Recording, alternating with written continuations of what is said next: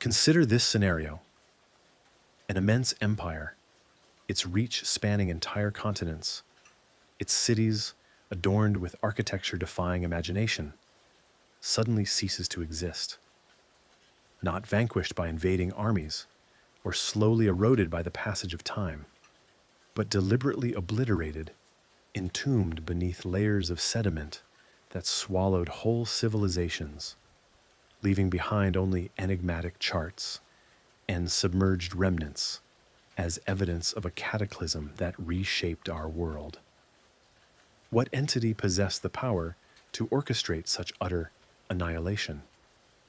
And why does the very ground beneath our feet seem to harbor secrets capable of shattering our understanding of history?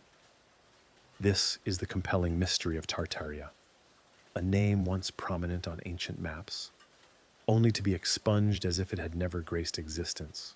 Yet, the evidence stubbornly refuses to remain buried. For more than 3 centuries, from the 1500s through the 1800s, cartographers across Europe, including French, Dutch, and German mapmakers, consistently depicted Tartaria as a vast territory stretching from the Caspian Sea all the way to the Pacific Ocean, encompassing Siberia, Central Asia, and territories beyond. These maps illustrated not a single monolithic region, but rather divisions such as independent Tartary, Chinese Tartary, and Russian Tartary, suggesting a sophisticated empire with multiple spheres of influence. The uniformity of these depictions is astounding. Why would independent cartographers from competing nations concur on such specific details? If this were merely a fanciful invention or a broad designation for nomadic tribes, why the consistent representation? Yet, by the 19th century, Tartaria vanished from atlases with astonishing rapidity.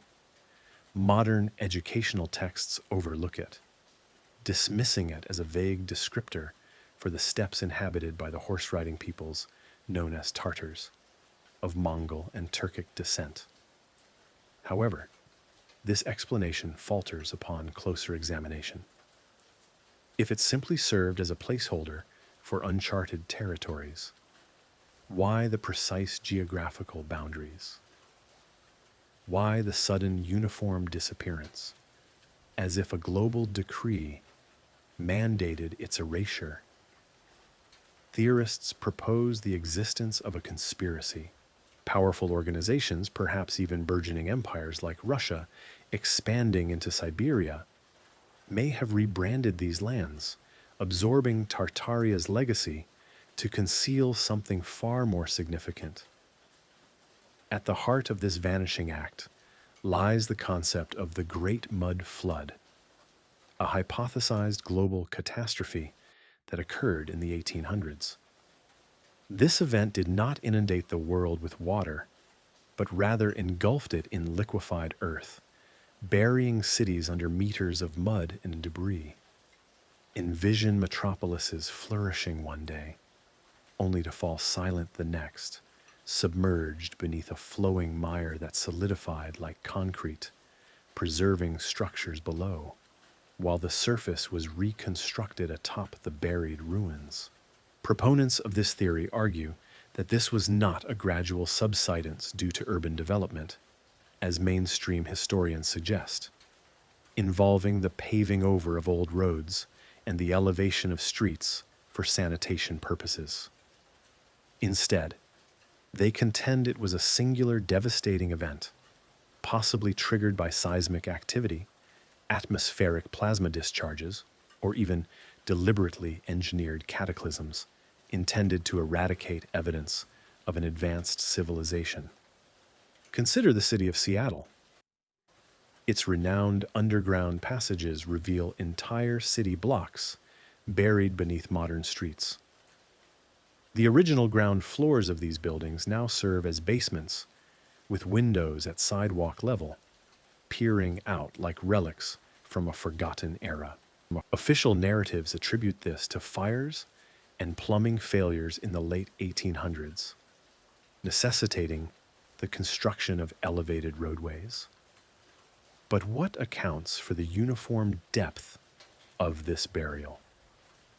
And why do these subterranean layers exhibit intricate stonework and designs that seem beyond the supposed primitive capabilities of that era?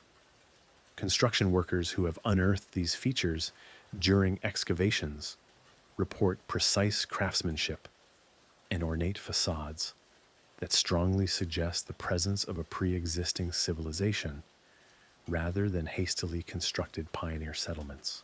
This pattern is replicated in New York City, where subway excavations have uncovered elaborate architecture far beneath street level, including vaulted ceilings and detailed masonry that align not with colonial history, but with a unified global architectural style. And this phenomenon is not confined to America. Chicago's streets were razed following the Great Fire of 1871, but theorists point to buried structures suggesting a mud deluge that preceded the blaze. Across Europe, cities like Paris and London exhibit similar instances of sinking buildings, with their original first floors converted into cellars, all coinciding with the erasure of Tartaria from maps. What if this mud flood served as the instrument for a grand societal reset designed to conceal Tartaria's secrets? The maps of this empire hint at advanced knowledge, potentially encompassing free energy technologies and harmonious societal structures that posed a threat to ascendant powers. By burying the evidence, those in control ensured the populace forgot their true heritage, relegating them to a purportedly less advanced age. This aligns intriguingly with the theories presented by Graham Hancock in his work Ancient Apocalypse, where he uncovers evidence of a lost Ice Age civilization obliterated by cataclysmic events approximately 12,000 years ago. Hancock investigates sites such as Göbekli Tepe in Turkey, featuring colossal T-shaped pillars carved 11,000 years before the construction of the pyramids, suggesting that hunter-gatherer societies alone could not have achieved such feats. He proposes that a comet impact initiated global floods, melting ice sheets and dramatically reshaping the planet, much like the liquefaction of soil during mud floods, where the ground turns to liquid under extreme vibrations, swallowing structures whole. In episodes like Once There Was a Flood, Hancock examines geological evidence, including vast fields of boulders in North America and eroded landscapes in the Amazon, all indicative of deluges that wiped out advanced societies. This mirrors the fate of Tartaria, perhaps a more recent echo in the 1800s, where plasma events or seismic waves caused comparable devastation. Hancock faces criticism and is labeled a purveyor of pseudo-history for challenging established timelines that place the dawn of civilization around 5,000 years ago in Sumeria. Yet, his evidence, including ancient maps like the Piri Reis map that depicts an ice-free Antarctica predating known exploration, echoes the cartographic consistency of Tartaria. Critics accuse Hancock of sensationalism, while enthusiasts perceive a deliberate suppression of information. Why would ideas that question the established narratives of academia be censored? Netflix's series has ignited debate, with archaeologists decrying it as dangerous misinformation. Nevertheless, it resonates because, like the enigma of Tartaria, it prompts the question, what if history is a fabrication? What if our progress represents a regression from forgotten pinnacles of achievement? The mud flood hypothesis is gaining traction online, with communities meticulously analyzing photographs of buried windows in Salt Lake City and the underground vaults of Edinburgh. These are not random occurrences. They share stylistic commonalities, featuring classical columns and ornate domes that suggest a pervasive Tartarian influence across the globe. Why do the maps of Russian Tartary align with anomalies in Siberia, such as the Tunguska event of 1908, a massive explosion that theorists link to residual Tartarian technology or the aftermath of the floods? Hancock's Sirius Rising episode examines Malta's megalithic temples, which predate Stonehenge and possess acoustic properties, hinting at sound-based technology, paralleling Tartaria's theorized resonance chambers. If survivors of the Ice Age were responsible for seeding later cultures, could Tartaria be a descendant civilization with its mud flood, a miniature apocalypse echoing the Younger Dryas comet impact? Hancock notes the accumulation of questions. If maps were redrawn to conceal Tartaria, who orchestrated this endeavor? Was the mud flood a natural occurrence, or was it amplified by entities who feared the resurgence of free energy? Hancock's research suggests patterns of deliberate erasure. Doggerland, submerged beneath the North Sea. Saharan rock art depicting lush landscapes that are now arid desert. Tartaria fits seamlessly into this mosaic of lost civilizations. An empire buried, its knowledge suppressed to keep humanity in ignorance. As we unravel these interconnected threads, the enigma deepens. Buildings across the world seem to whisper tales of a unified past. Maps defy casual dismissal, and cataclysmic events like the mud flood cry out about a deliberate effort to forget. What truths lie dormant, awaiting courageous individuals to uncover them? In this vein, connections to other enduring mysteries abound. Consider the Bermuda Triangle, a region notorious for disappearances where ships and aircraft vanish without a trace. Could it be a residual Tartarian portal, perhaps housing unstable energy fields from lost technology that distort reality?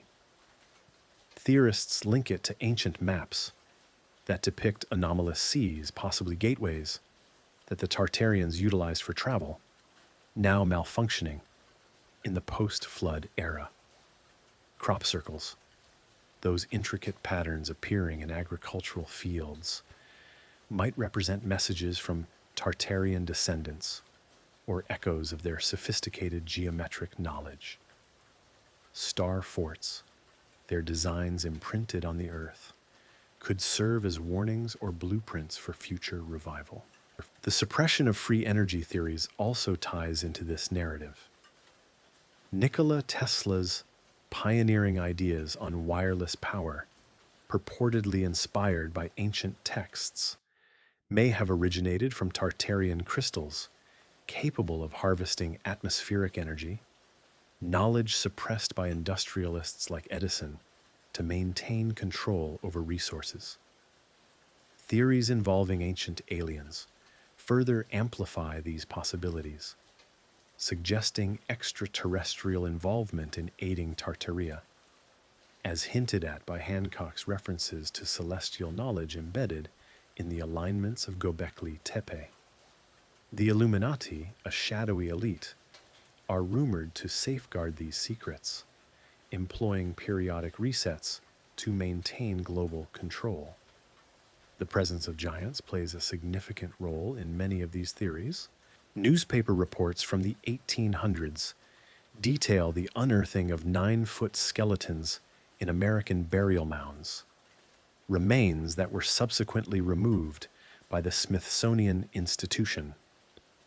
These accounts are linked to the biblical Nephilim and the Greek Titans, suggesting collective memories of Tartarian builders and their colossal doorways and staircases. evidently constructed for inhabitants of immense stature.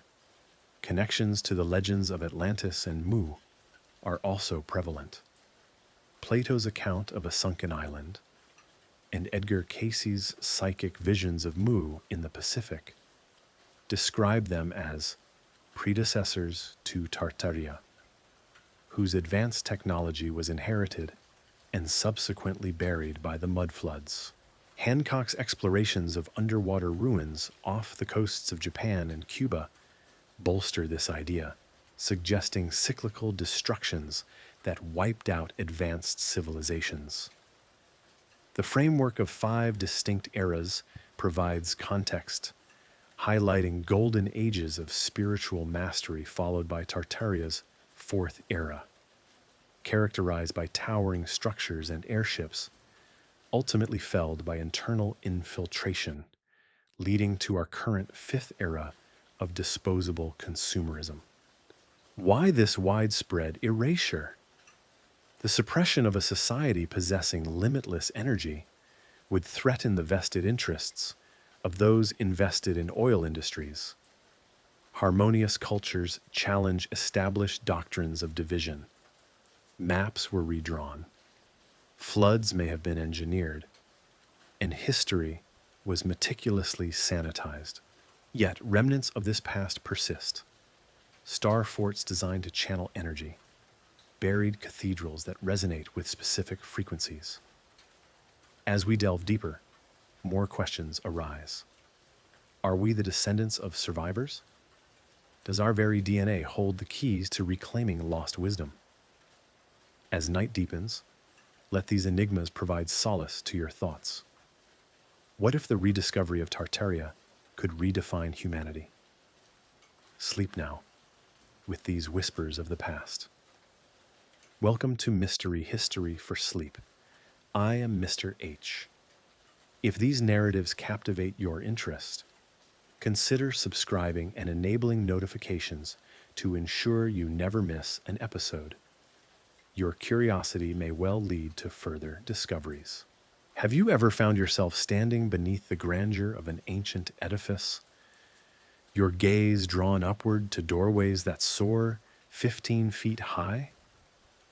Or perhaps you've encountered staircases with steps so broad they demand an unnatural stride, leading you to ponder whether these structures were not intended for us, ordinary individuals, but for beings of extraordinary physical presence.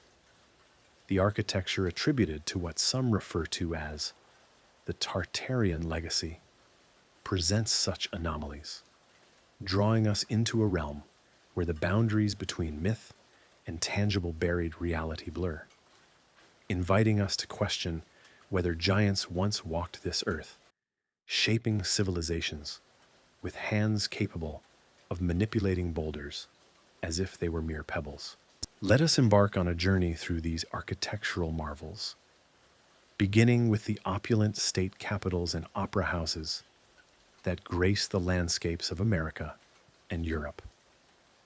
Their designs echo a precision and scale that seem to transcend the capabilities of the tools attributed to their creators. Consider the Iowa State Capitol, with its majestic domes and intricate stonework that appear to thrum with an otherworldly symmetry. Theorists suggest these are vestiges of Tartaria's golden age, a time when buildings were not merely functional shelters, but extensions of a harmonious existence, incorporating geometric principles that resonated with the planet's very energies. The columns rise like ancient sentinels, intricately carved with details that even modern masons find challenging to replicate with our advanced machinery. What hidden knowledge facilitated such accomplishments? Was it a mastery of sonic frequencies, as some propose, where vibrations were utilized to levitate immense stones, defying gravity in ways we can scarcely fathom? Delving deeper, the very proportions of these structures tell their own story. In the grand palaces of St. Petersburg or the ornate halls of San Francisco, rebuilt after the great earthquake of 1806, ceilings vault to heights 3 times greater than practical necessity would dictate. Furniture from period photographs reveals chairs with unusually elevated seats and tables that dwarf their surroundings, all hinting at inhabitants significantly taller than the average human. Historical accounts from the 1800s are replete with discoveries of oversized skeletons unearthed during mining and construction projects across America. These remains, measuring between 7 and 9 feet, possessed robust skeletal structures suggesting a distinct lineage.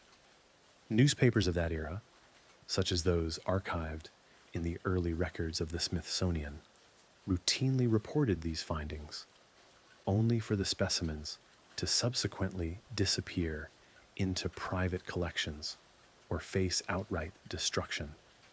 Why this pervasive secrecy? Could the acknowledgement of these giants fundamentally challenge our established evolutionary narrative, compelling us to confront a past where humanity coexisted with colossal kin? The tapestry of global mythology weaves seamlessly into this narrative, drawing connections from cultures worldwide. Greek legends speak of titans, colossal beings who engaged in cosmic warfare with the gods and shaped the cosmos before their eventual downfall. The Bible references the Nephilim, the offspring of divine beings and mortals, giants who roamed the land before the great flood, a deluge that bears a striking resemblance to the mud flood previously discussed, perhaps serving as a means to purge their influence. Norse sagas describe formidable warriors of immense stature. Meanwhile, Native American oral traditions, passed down across continents, recount encounters with red-haired giants who inhabited mound cities, with their burial sites yielding elongated skulls and tools of immense size. These are not isolated fables. They constitute a global narrative suggesting cultural memories of actual encounters with a Tartarian race of giants, the architects of an empire that stretched from Eastern Europe to the Americas. Consider the profound implications. If these giants were instrumental in engineering Tartaria's demise, their technology must have been revolutionary, potentially linked to ancient astronaut theories. Some theorists posit the involvement of extraterrestrial entities, suggesting visitors from the stars imparted knowledge of acoustic levitation and sonic frequencies capable of manipulating matter at a molecular level. Modern experiments, such as those utilizing ultrasonic waves to levitate small objects, offer preliminary glimpses into this potential. When scaled up, this technology could explain the construction of megalithic structures across the globe, from the pyramids of Egypt to Sacsayhuaman in Peru, with its interlocking stones weighing hundreds of tons, assembled without the aid of modern cranes.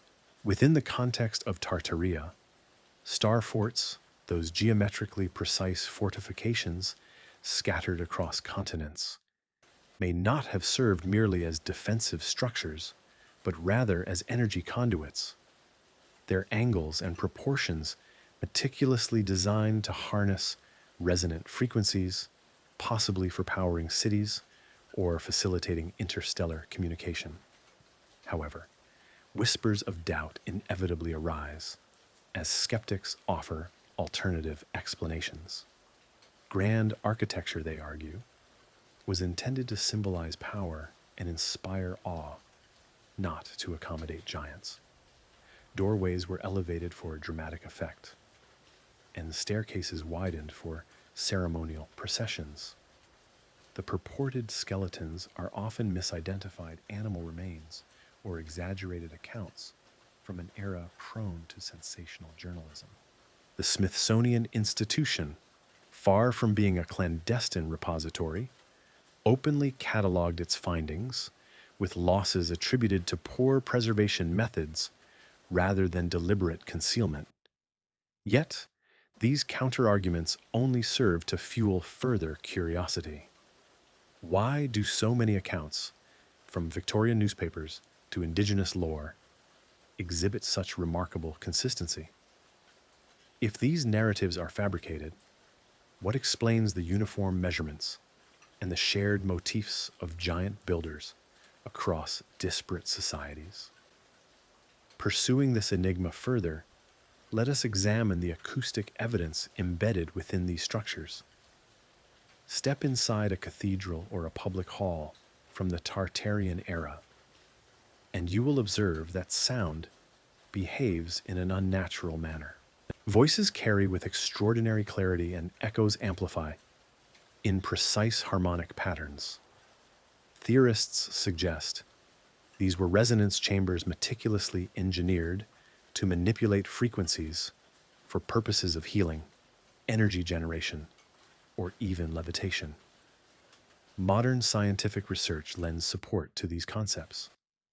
Cymatics demonstrates how sound waves can shape sand into intricate geometric patterns, while infrasound has the potential to alter the properties of water or induce hallucinatory states.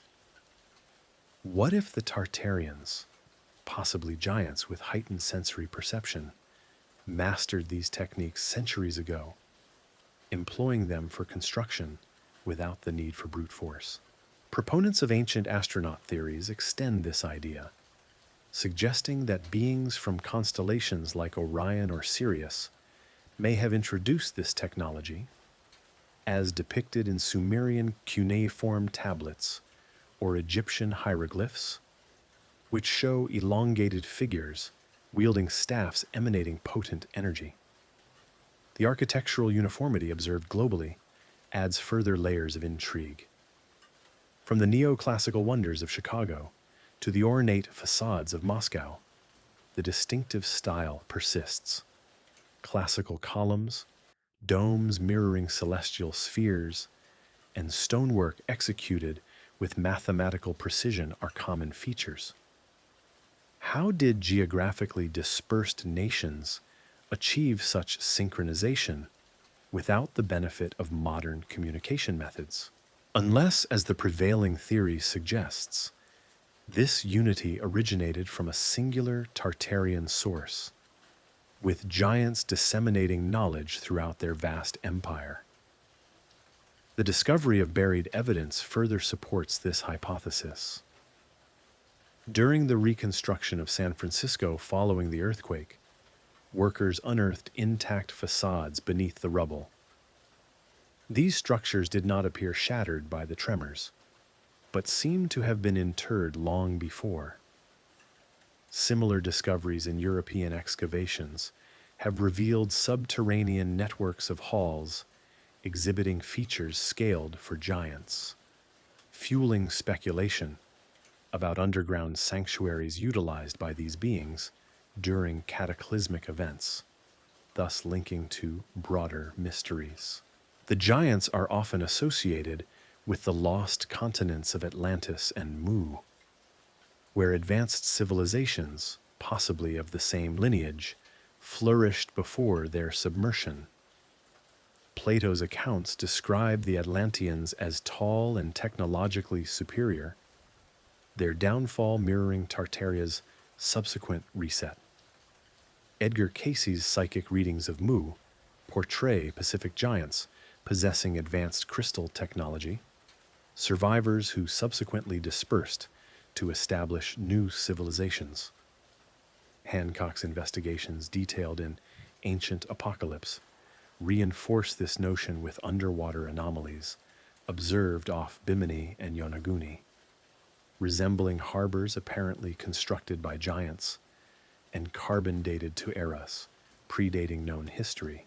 Could the Tartarian giants be descendants of these ancient peoples, their architecture a faded echo of those submerged wonders? The conspiracy deepens with instances of modern-day suppression. Why do institutions such as the Smithsonian reportedly restrict access to certain artifacts? Whistleblower accounts suggest vaults containing giant mummies and elongated skulls with unknown DNA markers. Theories related to ancient aliens posit that governments have entered into agreements with extraterrestrial entities to conceal the origins of hybrid beings, perhaps giants who were either experimental subjects that went awry or guardians of forbidden knowledge. Crop circles, those enigmatic patterns appearing in agricultural fields, might encode blueprints for giants, geometric echoes of Tartarian star forts that materialize overnight, as if stamped by unseen hands. What secrets do these buried structures hold? Were giants indeed the architects of our world, their legacy inscribed in stone, awaiting a time when we can resonate with the correct frequency to unlock it? The proportions, the myths, the concealed skeletal remains, all converge to form a narrative that challenges our limited perception of history, urging us to look upward, to reach further, and to contemplate whether we are merely shadows of a more towering past. Venturing into specific historical sites further amplifies this compelling allure. Consider the Palace of Fine Arts in San Francisco, a survivor of the 1915 Panama Pacific Exposition. Its colossal arches and serene lagoons evoke a scale appropriate for beings twice our average height. While photographs from the era often depict seemingly empty expanses, closer examination reveals anomalies, figures that appear disproportionately large, possibly blurred due to deliberate alteration. Theorists contend that historical images were manipulated to normalize proportions, thereby concealing the presence of giants. Similarly, within Russia's Hermitage Museum, vast halls with ceilings that recede into shadows house artifacts such as oversized armor, which are dismissed as ceremonial, but would be a fitting accoutrement for warriors standing 9 feet tall. The aspect of sonic technology continues to fascinate endlessly. In Peru's Ollantaytambo, stones are fitted together with such remarkable precision that a razor blade cannot be inserted between them. Acoustic tests have revealed resonant frequencies that facilitate the movement of these immense stones. If giants possess this capability, Tartaria's empire transforms into a symphony of construction, with airships humming in harmony with ground-based resonators. The ancient alien connection is further explored through reports of UFO sightings above giant mound sites in Ohio, such as the Serpent Mound, where electromagnetic anomalies are detected, suggesting the presence of residual energy fields. Skeptics, however, counter that such grandeur was merely intended for aesthetic impact. Architects of the Beaux-Arts movement, for example, aimed to inspire awe rather than accommodate giants. They suggest the skeletons are either hoaxes or cases of gigantism. Nevertheless, the persistence of reports, from the red-haired mummies discovered in Lovelock Cave to the Nuragic Towers of Sardinia, supposedly built for titans, keeps the possibility alive. What if the conventional explanations themselves constitute the genuine cover-up, academia's defense mechanism against paradigm-shifting truths? As we continue to peel back the layers of this mystery, the architecture reveals ever more intricate details. Hidden chambers within Egyptian pyramids contain giant sarcophagi, precisely aligned with celestial bodies that giants might have navigated. Within the broader framework of Tartaria, these can be interpreted as outposts of a vast empire whose reach was global, with giants bridging continents using technologies that manipulated the very laws of physics. The downfall of the giants adds a poignant dimension to this narrative. Perhaps overwhelmed by smaller populations or succumbing to catastrophic events, their knowledge became fragmented into myths and legends. Yet traces of this past may linger within our very DNA, with tall tales proving to be literal, urging us to reclaim the heights we have lost. The dawn stands as a testament, silent guardians, calling out to seekers, inviting them to unravel their grand scale, to envision footsteps that once vibrated the very ground beneath us. As we contemplate these monumental enigmas, I'm curious about your location this evening and what time it is where you are. Please share in the comments below, and let's discover the extent to which these echoes of giants have traversed. Imagine yourself gliding silently through the dusky heavens, aboard a magnificent airship. Its gleaming exterior reflects the starlight as it effortlessly connects with the pinnacle of a colossal dome that radiates an unseen energy. This craft, not propelled by steam or conventional fuel, draws its power from the atmosphere itself, harvested through crystalline structures that flash like captured lightning. This is not merely a figment of imaginative fiction.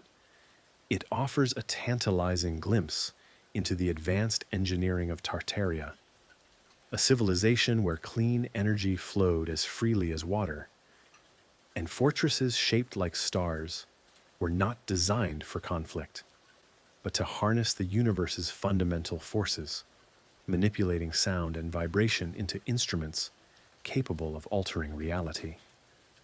The fascination with these advancements begins with the airships. These awe-inspiring leviathans, captured in faded photographs and obscure technical documents from the late 19th and early 20th centuries, frequently dismissed as rudimentary airships prone to catastrophic failures, much like the Hindenburg disaster. However, a deeper examination of historical accounts reveals a different narrative. Vessels possessing an infinite cruising range, maintaining an unsettling steadiness in their hover, their vast envelopes perhaps not solely filled with hydrogen, but enhanced by electromagnetic fields drawn from the surrounding air. Theorists suggest these were vestiges of Tartarian ingenuity, where intricate crystal systems amplified atmospheric electricity, enabling silent, efficient transit across vast distances. Envision docking facilities atop the tallest skyscrapers in cities such as Tulsa or New York. Historical illustrations depict airships securing themselves to towering edifices with remarkable accuracy, transporting passengers and cargo without the cacophony of engines. Why do official historical accounts diminish these capabilities, attributing them to early aeronautical experiments, when contemporary eyewitnesses' testimonies describe lights and humming sounds that suggest propulsion systems defying gravity? This leads us to the very heart of Tartaria's technological supremacy, free energy, a concept that promised limitless power, unburdened by the constraints of coal, petroleum, or nuclear energy, but one that was purportedly suppressed to preserve established economic powers. Nikola Tesla, the enigmatic visionary, may have found inspiration in Tartarian artifacts, his pioneering work in wireless energy transmission mirroring what researchers believe was commonplace in this lost civilization. Tesla's Wardenclyffe Tower, intended to disseminate electricity globally, was dismantled amidst financial maneuvering. But consider if it tapped into the same principles. drawing power from the ionosphere's natural electrical charge through harmonic frequencies.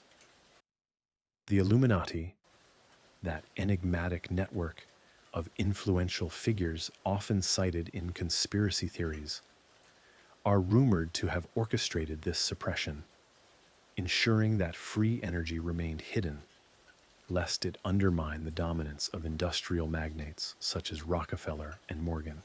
What if patents from the 1800s, now gathering dust in archives, detail devices capable of drawing power from the very air, suppressed under the guise of national security? Crystal-powered systems represent another cornerstone of this mystery, with proponents asserting that the Tartarians utilized quartz and other minerals as energy amplifiers, creating networks that transmitted power wirelessly across immense distances. Ancient lore from civilizations like Atlantis, considered precursors to Tartaria in some interpretations, describes similar technologies involving crystals attuned to the Earth's energy lines, generating fields that supplied power to entire metropolises. In contemporary parallels, experiments with piezoelectric crystals demonstrate how applied pressure generates electricity, but when scaled to Tartarian levels, these could have facilitated the levitation of massive stones or illuminated urban streets without the need for cables. Why do we discover extensive quartz deposits near alleged Tartarian sites, such as those in the remote expanses of Siberia, coinciding with unexplainable electromagnetic anomalies? Could the Tunguska event of 1908 have been the result of a malfunctioning crystal array, releasing an explosion that flattened vast forests but left no impact crater? Now, turn your attention to the star forts, those enigmatic geometric strongholds scattered throughout Europe, North America, and Asia. Their pointed bastions form intricate patterns that defy conventional military reasoning. Mainstream historical accounts classify them as defensive structures from the Renaissance era, designed by engineers like Vauban to counter cannon fire by optimizing firing angles. However, a closer examination reveals a geometry suggesting a more profound purpose. Proportions aligned with sacred geometry, angles that resonate with sound waves or electromagnetic fields. Theorists propose these were energy manipulation devices constructed to focus the Earth's natural currents, potentially for power generation, or even as protection against celestial threats. Step inside one, such as Belgium's Fort Eben Emael or America's Fort Monroe, and experience the peculiar acoustics. Sounds amplify unnaturally, and echoes create standing waves capable of influencing matter.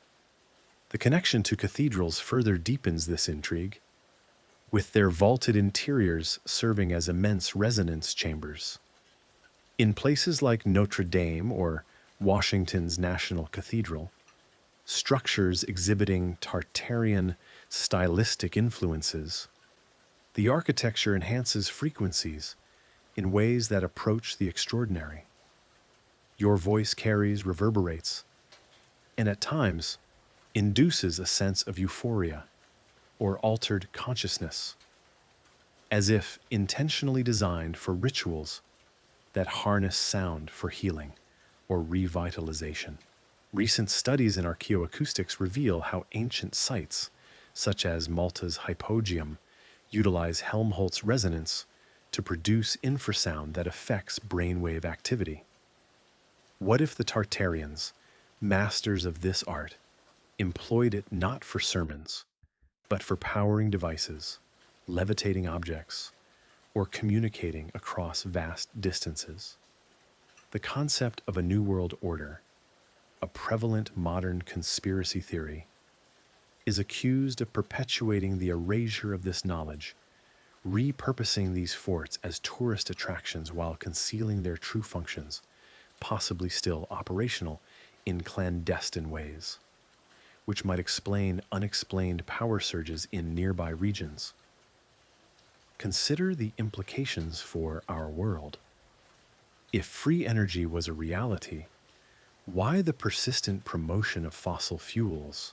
Conspiracy theories often implicate the Illuminati, a clandestine organization with roots in ancient secret societies that safeguarded Tartarian knowledge to maintain control. The demise of Tesla, his funding cut, his ideas ridiculed, mirrors this pattern. His notes were allegedly confiscated by the government after his passing. The airships also met with suspicious ends. The Hindenburg disaster in 1937, widely publicized, instilled widespread fear, halting development precisely when wireless power was on the cusp of widespread adoption. Could these events have been deliberate acts of sabotage, ensuring continued reliance on controlled energy sources? The global distribution of star forts adds further layers of wonder, from the star-like layouts of India's Vijayanagara ruins to lesser-known earthworks in Africa. Their placement often aligns with geomagnetic anomalies, suggesting an integrated network that harnessed planetary energy. Imagine a power grid spanning the Tartarian Empire, energizing airships that traveled without the need for refueling, docking at spires equipped with crystalline receivers. Historical anomalies lend support to this theory. Accounts from the 1920s describing airships above cities, officially denied, or patents, such as those by Otto C. Pankow for flying saucers utilizing counter-rotating electromagnets, echo Tartarian technological principles. However, a balanced perspective is essential. What if these fortifications were indeed primarily military, their geometric design a practical aspect of defense? The acoustics in cathedrals, the architectural grandeur intended for spiritual uplift, free energy itself, defied by thermodynamic laws, Tesla's ambitions deemed unfeasible. Yet these dismissals only amplify the intrigue. Why do suppressed patents exist, such as those for over-unity devices that generate more energy than they consume? Why do whistleblowers from black operations programs allude to anti-gravity craft derived from ancient schematics? Venturing further, the technological connections extend to extraterrestrial influences, as explored in ancient alien theories. Von Däniken's Chariots of the Gods posits that extraterrestrial visitors imparted resonance technology. Starforts are interpreted as landing sites aligned with celestial constellations. Crop circles found near these locations often replicate their geometric patterns, possibly representing modern manifestations of the same energy principles. Anomalies within the Bermuda Triangle, where ships vanish amidst electromagnetic disturbances, could be attributed to errant Tartarian fields or portals activated by errant crystal resonances. The economic implications fuel endless conjecture. A world powered by free energy would dismantle oil empires, redistribute wealth, and empower the populace. The Illuminati, symbolically represented on currency and in architectural designs, are believed to perpetuate scarcity. Graham Hancock's Fingerprints of the Gods links these suppressed technologies to the Ice Age era, deliberately hidden to maintain a linear historical progression. Tartaria is envisioned as a post-Ice Age civilization, with refined airships navigating ley lines and forts anchoring the energy grid. What traces remain within remote Siberian fortifications? Local inhabitants report witnessing glowing auras at night, Within European cathedrals, choirs have been known to induce altered states of consciousness. Tesla's lost papers, possibly concealed within secure vaults, may hold the answers. As daylight fades, these advanced technologies beckon from the past, promising a future that has been reclaimed. Imagine airships silent in the sky, minds humming with newfound power, crystals radiating a soft glow. What if the path to tomorrow is illuminated by the forbidden wonders of yesterday? The enigma persists, drawing us deeper into the mystery of the night. What if, while poring over dusty tomes in a secluded corner of a forgotten library, you happened upon a faded photograph from the 1893 World's Columbian Exposition in Chicago? A sprawling metropolis of neoclassical palaces, seemingly conjured from marshland in mere months, only to be dismantled shortly thereafter, as if the entire spectacle were an elaborate charade designed to showcase and then obliterate the remnants of a concealed empire. The image captures over 200 buildings spread across 600 acres, their marble-like facades gleaming under electric illumination, a testament to an ingenuity that defies belief in an era of horse-drawn carriages and nascent industry. Yet, look beyond the official narrative of celebration, and the World's Columbian Exposition reveals itself as a potential keystone in the Tartarian conspiracy, suggesting these grand structures were not hastily erected for a temporary fair, but were inherited from a lost civilization, briefly restored, and then demolished to expunge architectural evidence that could rewrite the course of human history. The timeline of the exposition alone sparks immense fascination. Designed and constructed in a mere 2 years to commemorate Columbus's voyage, it featured monumental structures like the Manufacturers and Liberal Arts Building, which spanned 44 acres, a space vast enough to encompass the U.S. Capitol, the Great Pyramid, and several cathedrals with room to spare. Official records maintain that everything was temporary, crafted from staff, plaster, cement, and fiber mixes. However, photographic evidence reveals intricate ironwork, glass exteriors, and details that rival permanent architectural masterpieces. How did the laborers, many of them unskilled immigrants, achieve such a feat amidst Chicago's muddy chaos, without prior experience on such a grand scale? Theorists contend that the White City was not newly constructed, but rather pre-existing. Tartarian structures unearthed or repurposed, their advanced design explaining the seemingly impossible speed of their preparation. The fair's organizers, including architect Daniel Burnham, claimed innovation, but whispers suggest they merely polished ancient facades, presenting them to millions of visitors before orchestrating their destruction. This pattern of temporary wonders, subsequently demolished, recurs at other world's fairs.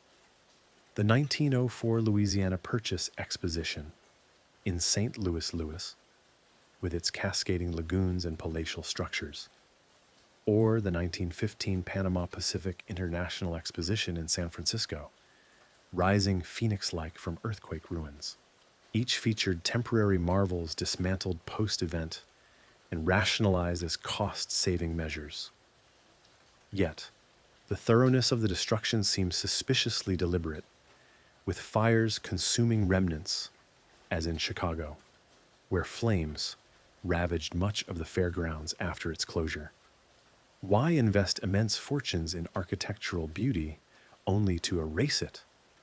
Conspiracy perspectives highlight a deliberate cover-up. These expositions, viewed as staged revealings of Tartarian architecture, allowed elites to document and dismantle, concealing advanced technologies embedded within the very stones. Freemasons, often associated with the fair's planners, Burnham himself was rumored to be one, allegedly acted as custodians, their symbolic presence etched into layouts that mirrored esoteric geometry. The architectural uniformity intensifies the intrigue, echoing Tartarian hallmarks, neoclassical columns, ornate domes, and precise stonework found in global sites from St. Petersburg to Buenos Aires. At Chicago, the buildings of the Court of Honor shared stylistic DNA with buried structures worldwide, suggesting not innovation, but inheritance. Skeptics point to archives filled with construction photographs, depicting workers pouring foundations and erecting scaffolding.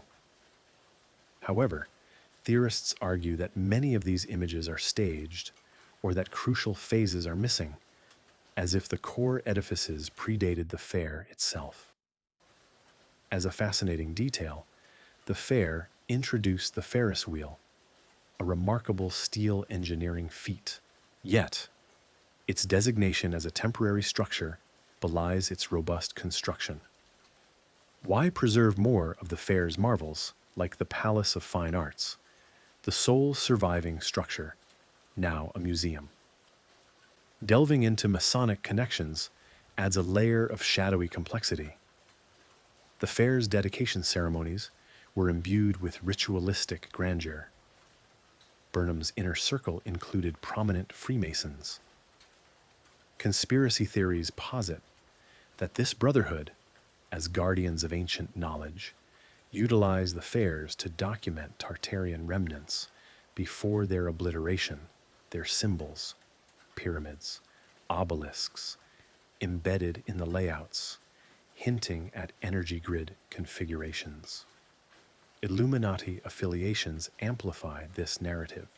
Elites allegedly suppressed free energy, glimpses of which were evident in the fair's electrifying displays, powered by over 20,000 bulbs, utilizing alternating current.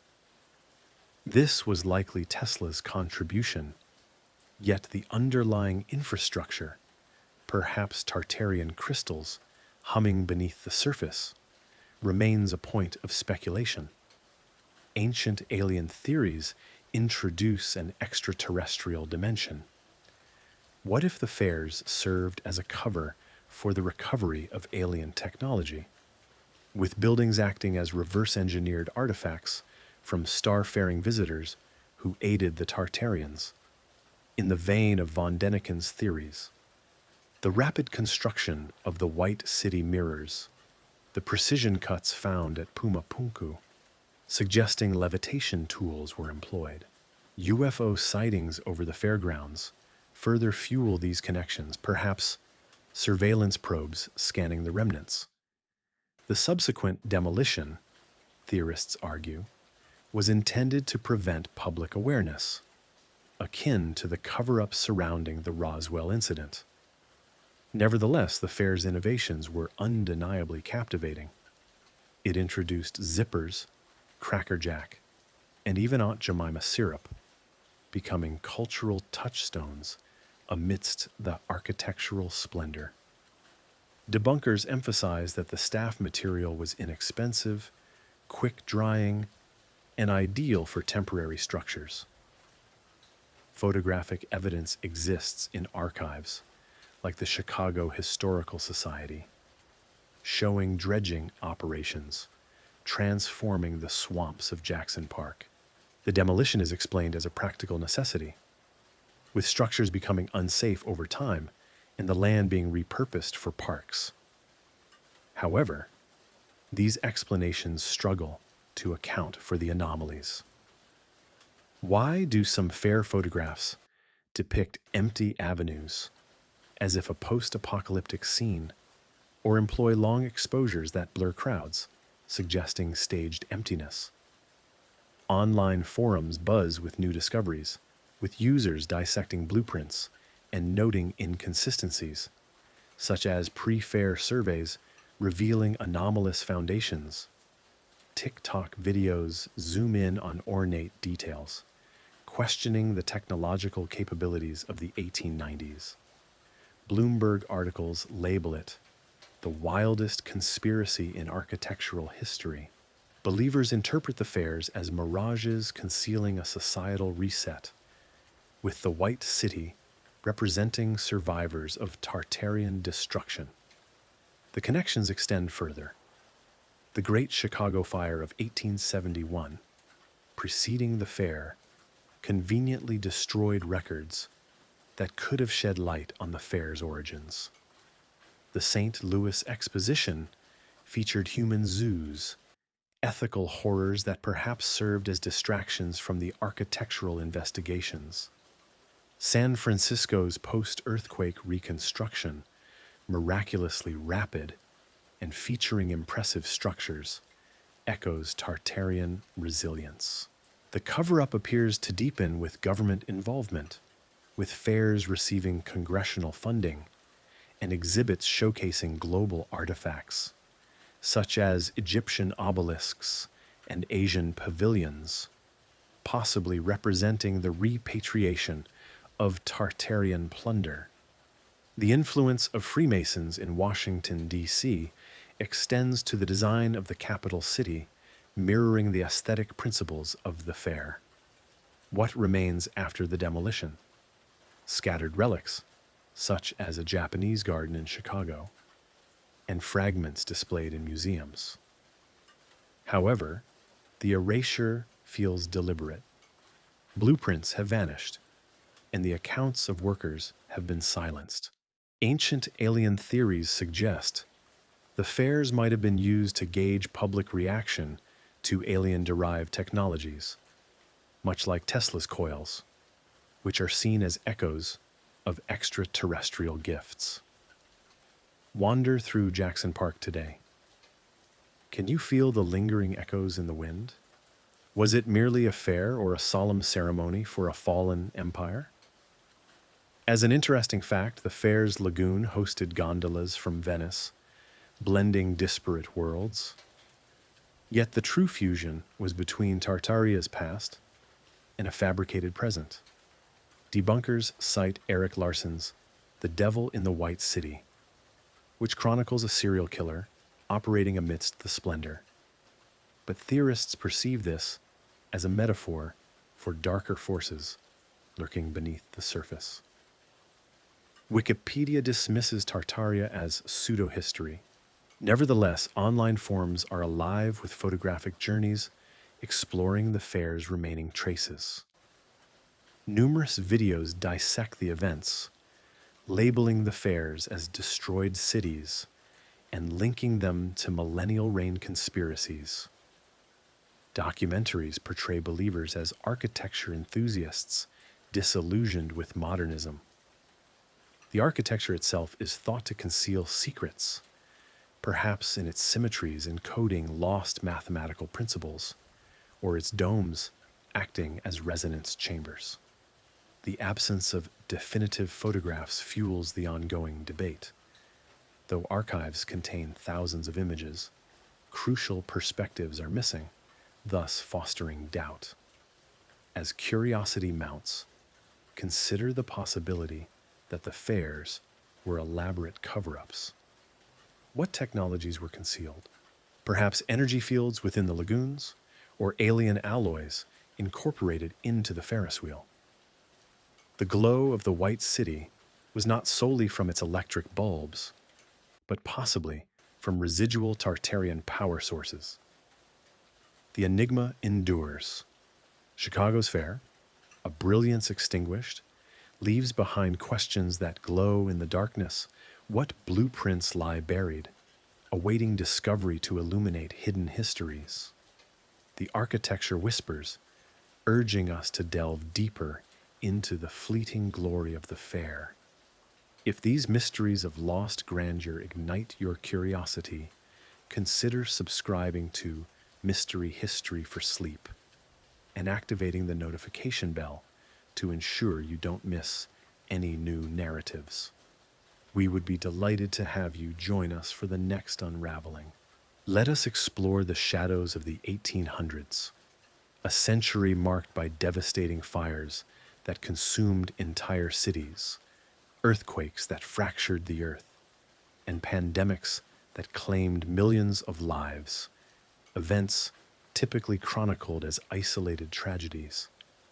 However, when viewed through the perspective of Tartaria's decline, they transform into meticulously orchestrated acts of destruction, integral components of a grand reset designed to eradicate and advance civilization and reestablish human society under a new dominion. The term reset conjures modern connotations of economic restructuring. Yet in this context, it refers to a deliberate act of erasure, where cataclysms were not simply natural occurrences, but instruments wielded by clandestine powers to bury Tartaria's legacy, ensuring its technologies and societal harmony dissolved into myth. The narrative gains momentum with the Great Chicago Fire of 1871, a conflagration that ravaged 3 square miles, reducing ornate structures to ashes while inexplicably sparing simpler buildings in a pattern that defies conventional explanation. The official account attributes the blaze to a cow kicking over a lantern in Mrs. O'Leary's barn. However, theorists scrutinize the selective nature of the devastation, proposing discharges of plasma from the sky, ethereal bolts resembling lightning, but leaving behind vitrified residues on the ruins. Plasma, that superheated state of matter, could account for the melted stonework uncovered during post-fire excavations, similar to vitrified forts found in Scotland or India, where temperatures far exceeded those of conventional fires. Was this a targeted strike, utilizing atmospheric energies to incinerate Tartarian strongholds? Their energy grids either malfunctioned or deliberately sabotaged. The timing of the fire, occurring mere decades after Tartaria's disappearance from maps, coincided suspiciously with urban renewal projects that elevated street levels over buried layers, concealing evidence of a vast yet unexplained civilization. From there, the reset continues with the San Francisco earthquake of 1906, a magnitude 7.9 tremor that leveled the city, followed by fires that consumed what remained. Yet, amidst the rubble, workers unearthed intact facades and elaborate designs that had been buried for decades, seemingly interred intentionally rather than shattered by the quake. Official seismology attributes the event to the San Andreas Fault, but conspiracy circles suggest induced cataclysms, possibly through harmonic resonance, employing weapons that amplified natural fault lines and liquefied the soil in localized mudslides. Eyewitnesses reported observing unusual lights in the sky prior to the earthquake, similar to earthquake lights or plasma phenomena, fueling speculation about the misuse of Tartarian technology, with defensive grids potentially turned against their creators. The swift reconstruction, with astonishingly advanced structures erected within years, suggests the repurposing of salvaged Tartarian blueprints, their earthquake-resistant designs, utilized while the original manifestations were purged from historical record. These catastrophic events do not occur in isolation. They are interwoven into a grand tapestry of worldwide disruptions, notably the Tunguska event in 1908, deep within the heartland of Siberia, a region once known as Tartaria. During this incident, a colossal explosion obliterated 800 square miles of forest, leaving no discernible crater. While officially attributed to a meteor, prevailing theories suggest it might have been a malfunctioning Tartarian energy device, or even a retaliatory strike. The force of the blasts rivaled that of nuclear bombs, yet curiously, no residual radiation was detected. This anomaly points towards the possibility of plasma or scalar waves, invisible energies capable of precise targeting. Local Siberian inhabitants spoke of ancient ruins that had been emitting an unusual glow beforehand, a phenomenon that aligns with the mud flood hypothesis. This theory posits that liquefied earth swallowed entire cities, leaving behind flattened landscapes. The focus on Siberia, a territory once broadly designated as Grand Tartary on historical maps, raises questions. Could it have served as a final stronghold? Its purported reset, a means to conceal vast underground networks, now dismissed as mere natural caverns. The Great Mud Flood itself emerges as a pivotal element of this reset. Hypothesized as a deluge of liquefied soil in the mid-1800s, it wasn't a typical water-based flood, but rather a geological slurry that entombed buildings across the globe, transforming streets into rooftops and basements into time capsules. Proponents of the mud flood hypothesis, found in various books on the subject, point to consistent burial depths, often between 10 to 20 feet, in cities ranging from Seattle to Moscow. They highlight the presence of ornate windows at ground level and doors that appear to lead nowhere. Mainstream geological explanations typically attribute these findings to gradual sedimentation from floods or intentional urban fill. However, the uniformity observed across continents suggests a singular event, possibly triggered by electromagnetic pulses that destabilized soil particles, leading to instant liquefaction. Historical accounts from the era describe sudden mud surges that engulfed livestock and homes overnight, echoing folklore about the earth itself consuming settlements. Intriguingly, this narrative connects to tsunamis and biblical-scale floods, such as the Black Sea Deluge or Pacific waves. Theorists propose that these events washed over Tartarian coastlines, depositing debris layers that subsequently hardened into new land masses. The Bermuda Triangle enters the discussion as a residual anomaly, its mysterious disappearances potentially linked to unstable Tartarian portals or energy vortices emanating from submerged mud-flooded grids.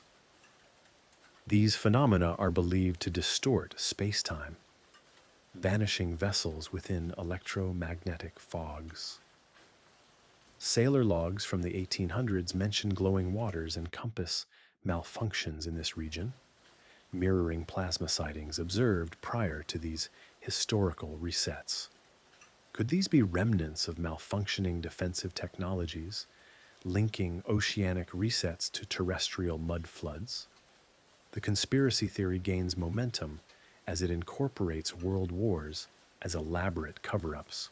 World War I and World War II, with their extensive bombings and scorched earth tactics, are alleged to have targeted Tartarian remnants. European cities were purportedly rebuilt not just for strategic reasons, but to obliterate architectural evidence. The firebombing of Dresden or the atomic devastation of Hiroshima are cited by some as instances where experimental weapons were tested on sites harboring hidden technology, with the widespread destruction masking covert excavations of buried artifacts. The Spanish flu pandemic is framed as a biological reset, designed to eliminate populations that possessed knowledge of Tartaria's truths. Its rapid global spread, defying natural epidemiological patterns, is speculated to be the result of ancient pathogens unearthed from mud layers and deliberately engineered. Graham Hancock's theories on an ancient apocalypse further amplify these threads, positing that comet impacts around 12,000 years ago triggered resets that submerged Ice Age civilizations, with survivors subsequently seeding Tartaria. Hancock points to evidence such as megalithic sites like Gunung Padang, which predate known historical records, as parallels to mud flood burials, suggesting cyclical cataclysms.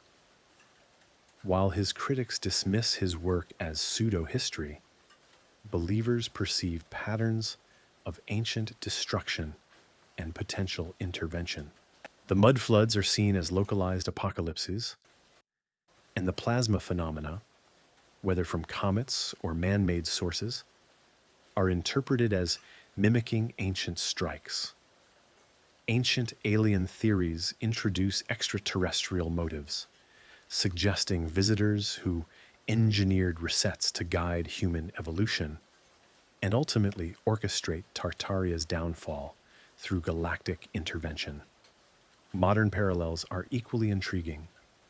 The Great Reset economic proposal of 2020 has fueled conspiracy theories about ongoing cycles, with elites allegedly planning digital resets while concealing historical ones. More speculative variations include Slovakian theories that blend mud floods with concepts of mind control, magic, and nuclear events, envisioning Tartarian psychics defending against invasions until their eventual defeat. Bloomberg's exploration of architectural conspiracies notes how believers interpret resets as transitions from ornate styles to modernist aesthetics, a deliberate erasure of beauty to exert control. Conversely, debunkers attribute these changes to fires in urban wooden constructions, earthquakes from tectonic activity, wars driven by political conflicts, and natural chaos rather than orchestrated plots. They argue that mud floods are exaggerated accounts of local floods or deliberate landfills. Nevertheless, anomalies persist.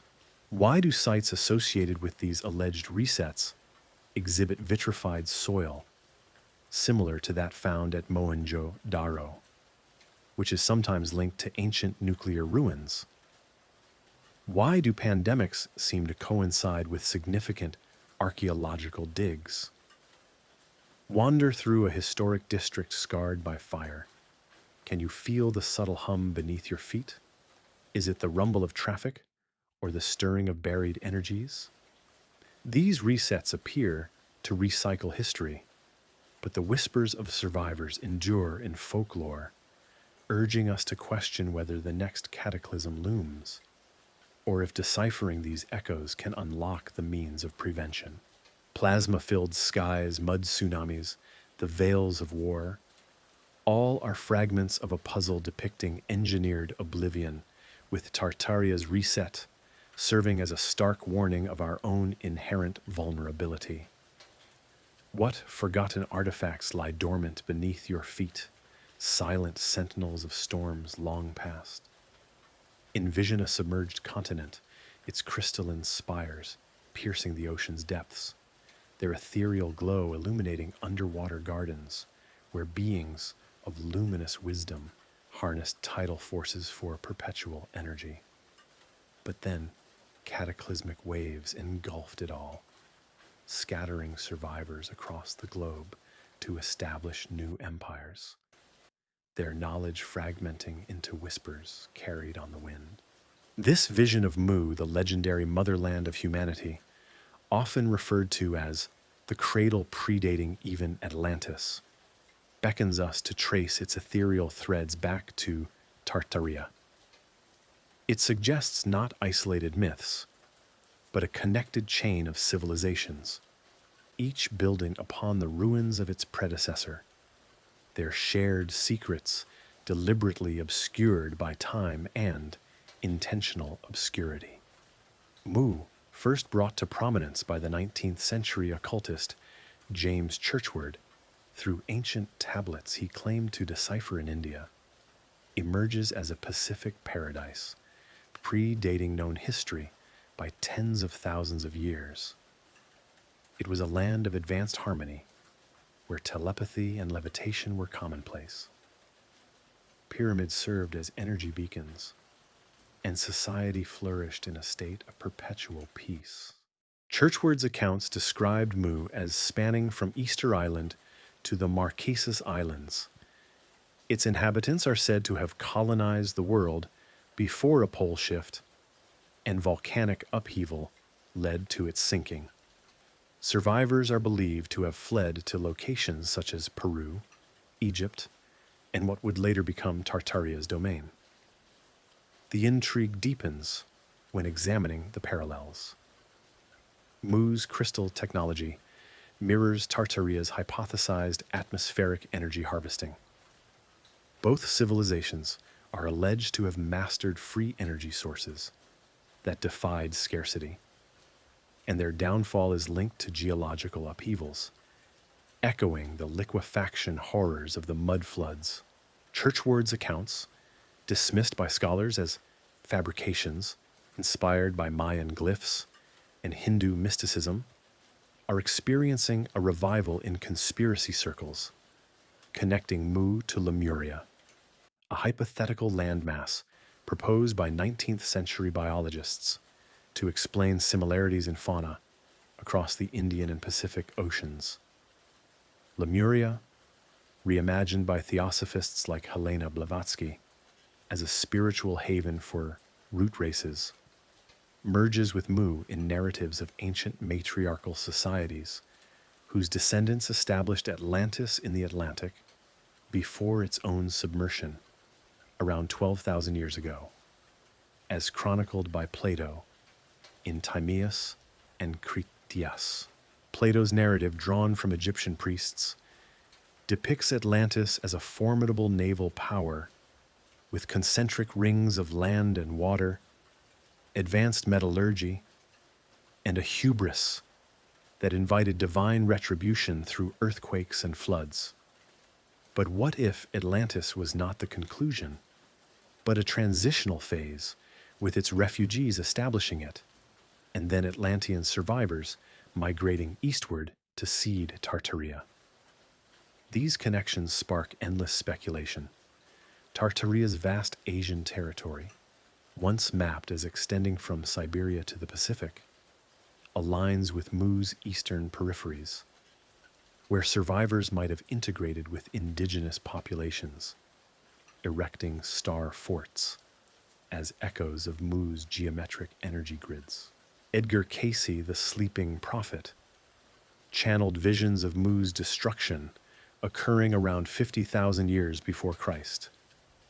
Its inhabitants are said to have scattered to the Gobi Desert region, a prime Tartarian territory carrying knowledge of pyramids that functioned as power plants, much like those in Giza or Bosnia, which are theorized to be Tartarian outposts.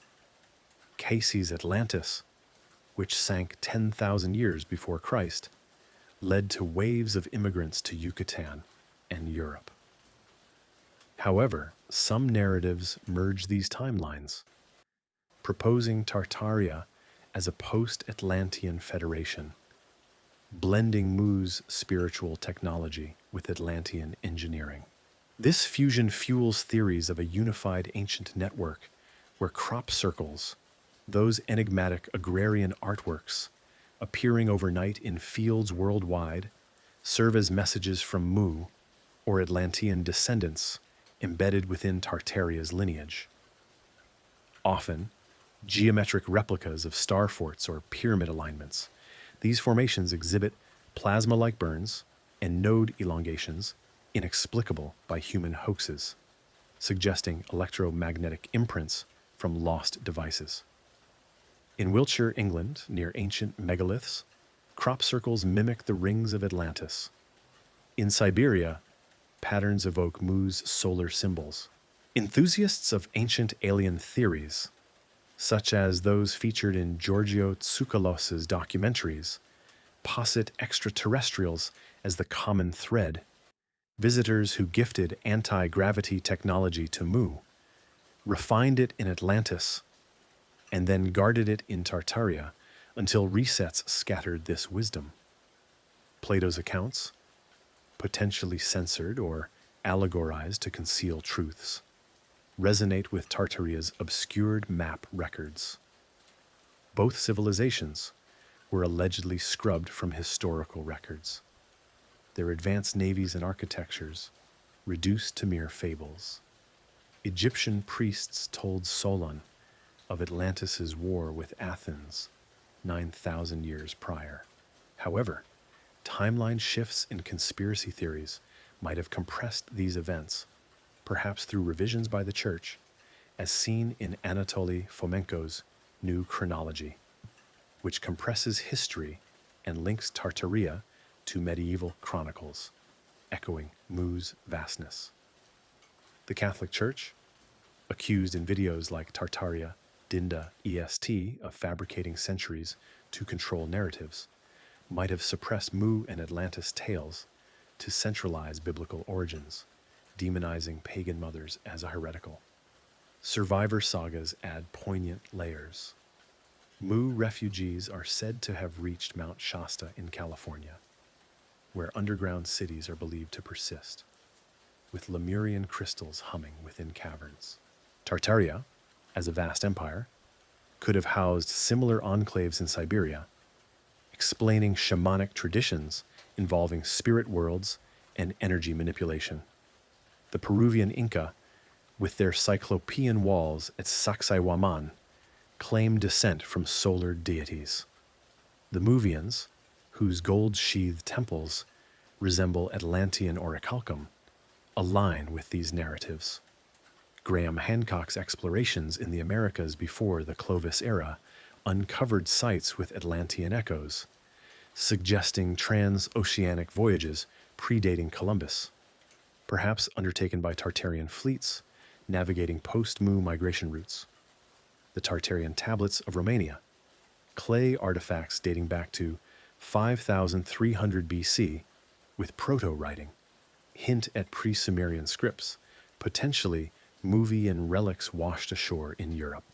While Wikipedia labels such findings as pseudo-archaeology, enthusiasts perceive connections to Tartaria's name itself, a linguistic bridge to ancient matriarchal societies.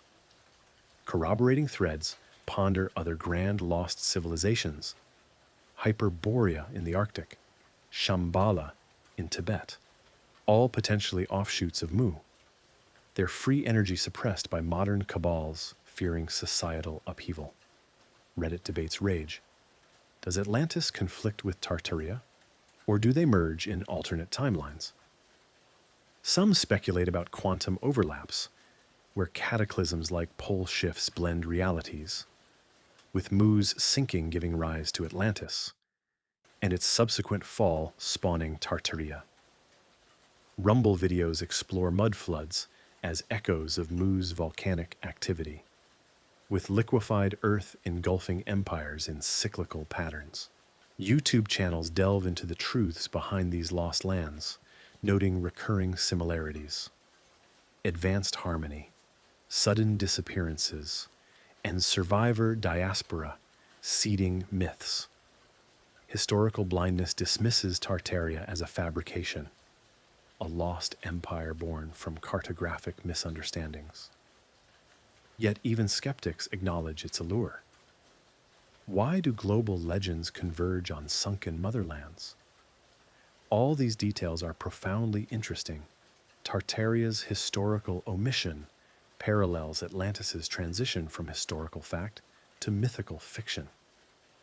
Lists of lost cities proliferate, grouping Mu, Lemuria, Atlantis, and Tartaria as romantic escapes from mundane history. The enigma deepens. Explore Easter Island's Moai, Mu's sentinels gazing seaward. Their basaltic forms echo Tartarian monoliths, or perhaps Yonagunis, submerged steppes off Japan, attributed by some to Atlantean ruins, by others to Muvian. Ancient alien theorists like Sitchin link the Anunnaki to all gods, engineering humanity across these motherlands. What if decoding these connections unlocks dormant potentials? Telepathy from Mu, advanced navigation from Atlantis, and energy mastery from Tartaria. Survivors' bloodlines mingle within us, crop circles as calls to awaken. The ancient mothers whisper through ruins, urging curiosity. Are we mere echoes of greater beings? Is our world a fragmented heirloom?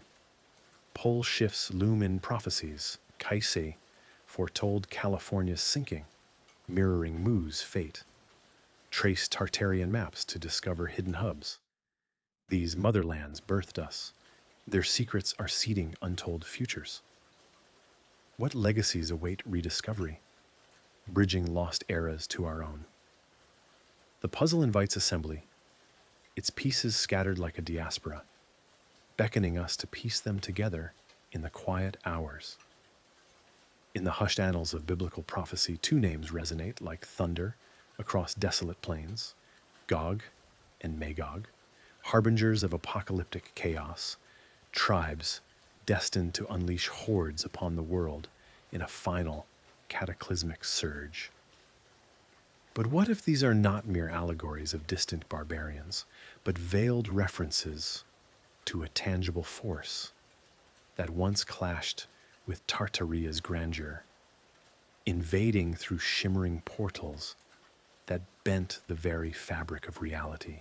Ancient texts from Ezekiel to Revelation depict them as northern invaders, contained by Alexander the Great's legendary barriers.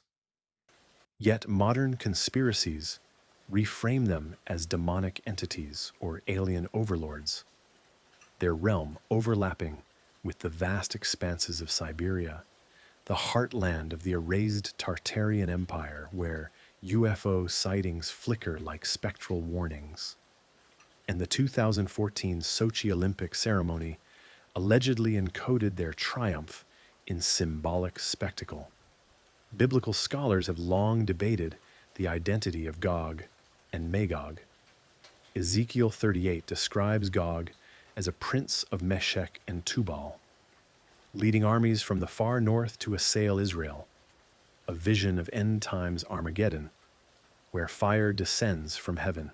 Revelation 20 escalates this, portraying them as nations deceived by Satan after a millennium of peace, marching across the earth only to be consumed by divine fire.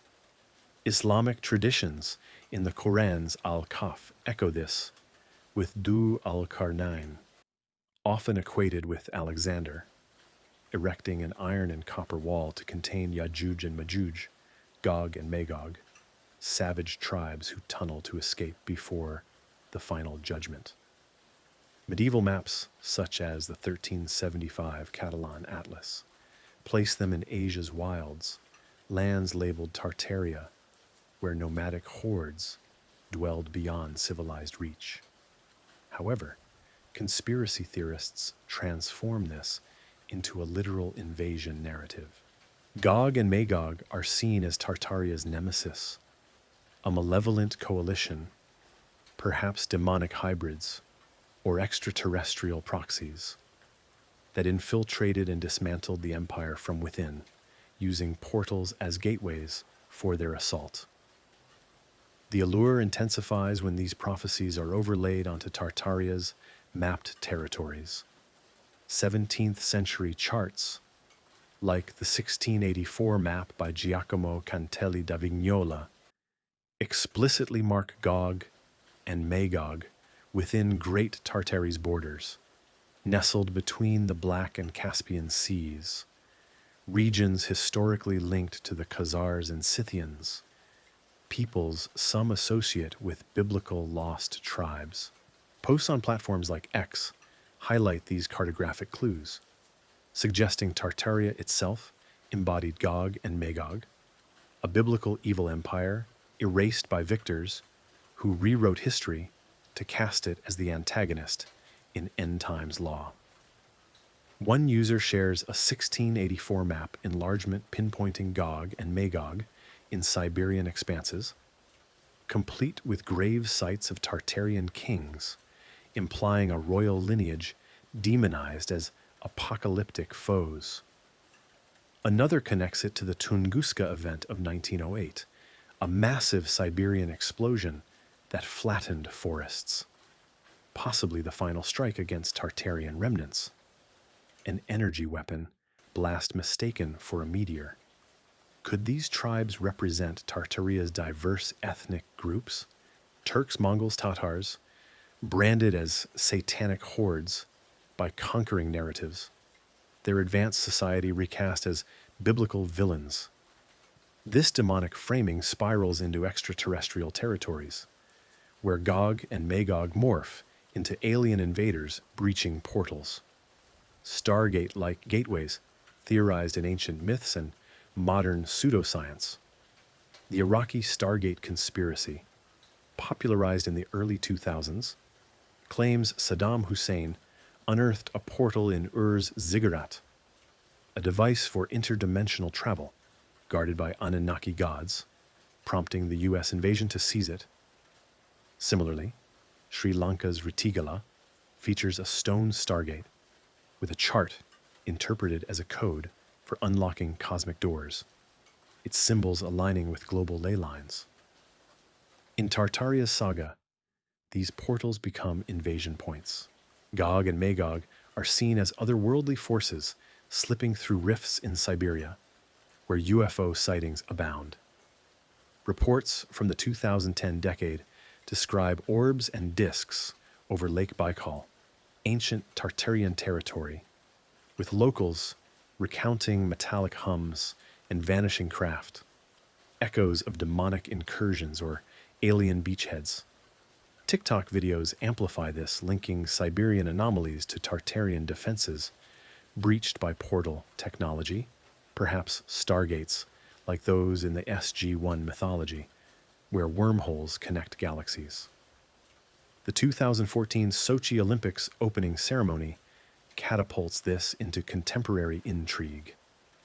A lavish spectacle theorists dissect as a coded retelling of Tartaria's fall to Gog and Magog, held in Russia, the modern heir to Tartarian lands.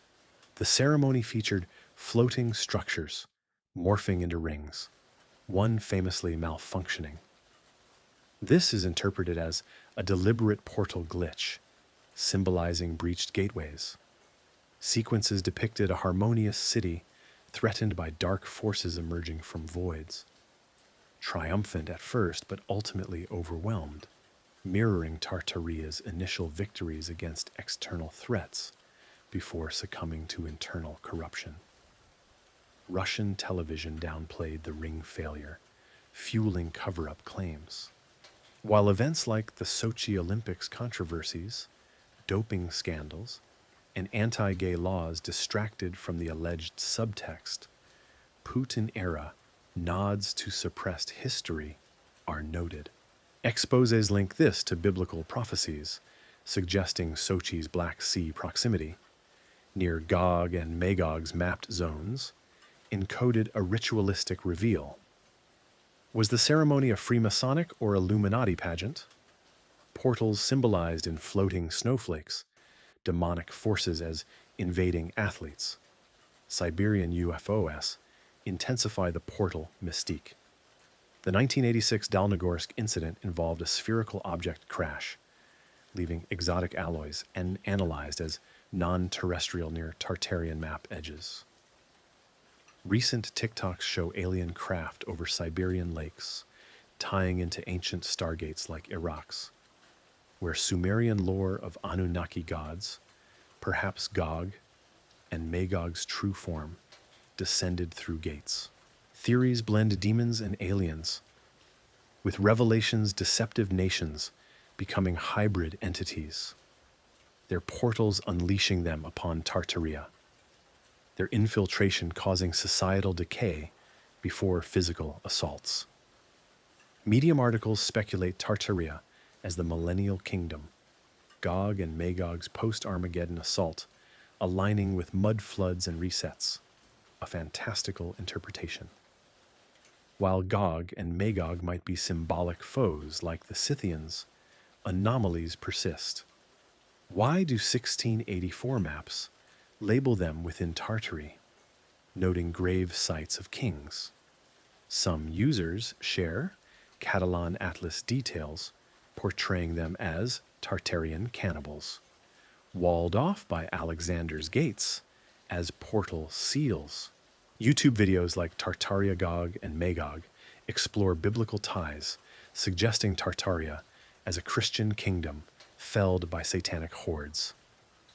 Quora dismisses hidden empires, yet forums buzz with end times connections, positioning Tartaria as Gog's realm, erased post-Armageddon. Wander through Siberian forests, spot a UFO portal echo, watch Sochi footage, decode its symbols, a demonic blueprint.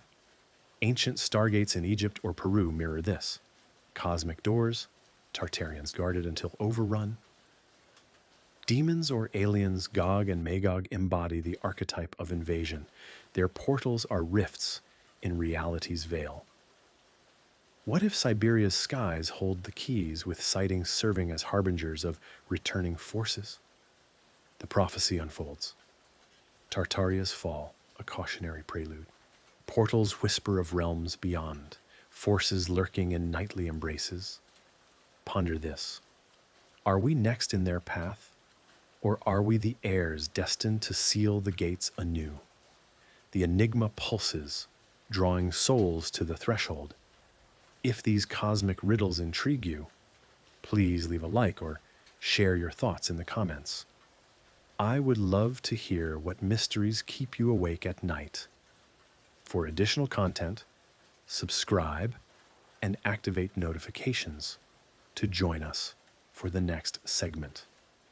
Underneath the facade of philanthropic generosity in the latter part of the 19th century, a clandestine network of railway lines transported thousands of abandoned youngsters from the busy metropolises of the East to the untamed Western territories of America.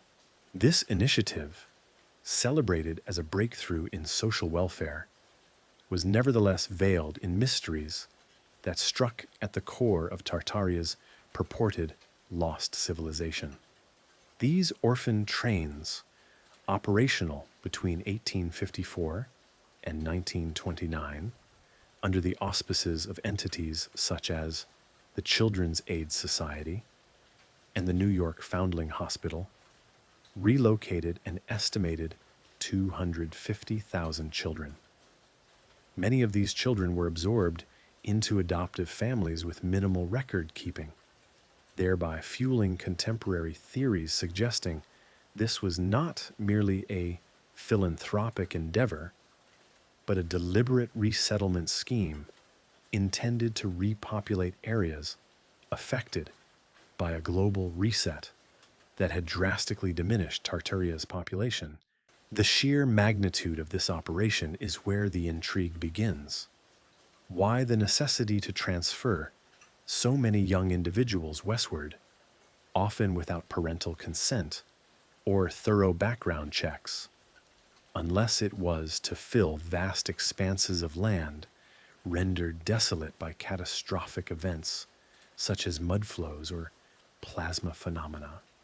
Proponents of these theories suggest that these children were not truly orphaned, but were in fact the surviving offspring of Tartarian families, their memories wiped and their identities altered to facilitate the rebuilding of society under new leadership. The Children's Aid Society, established by Charles Loring Brace in 1853, presented these trains as a means of salvation from the dire conditions of urban poverty, transporting children to farms in the Midwest, where they were either adopted or put to work. However, glimpses into archival records reveal discrepancies. Numerous children on these trains had living parents who were unable to afford their care, while others seemingly appeared in official records shortly after reported disasters. Brace's own writings romanticize the undertaking. Nevertheless, critics in contemporary newspapers denounce the program as child trafficking, with children being put up for auction at stops along the routes, akin to livestock.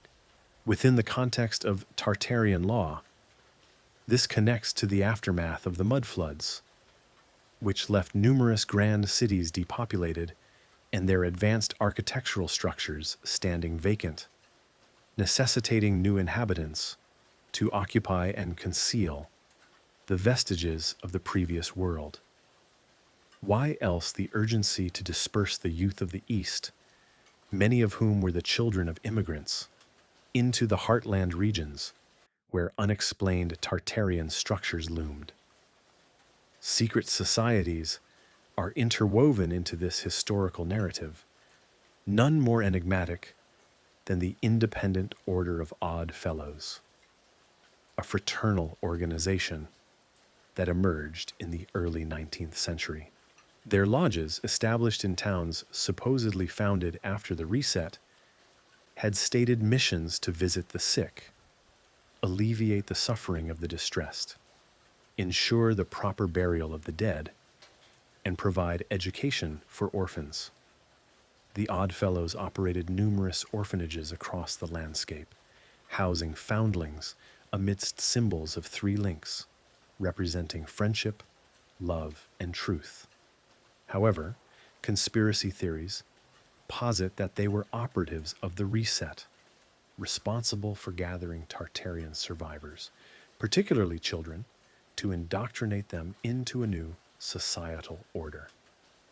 Their rituals, cloaked in secrecy much like those of the Freemasons, involved initiations featuring skeletons and moralistic plays that mirrored ancient mystery schools.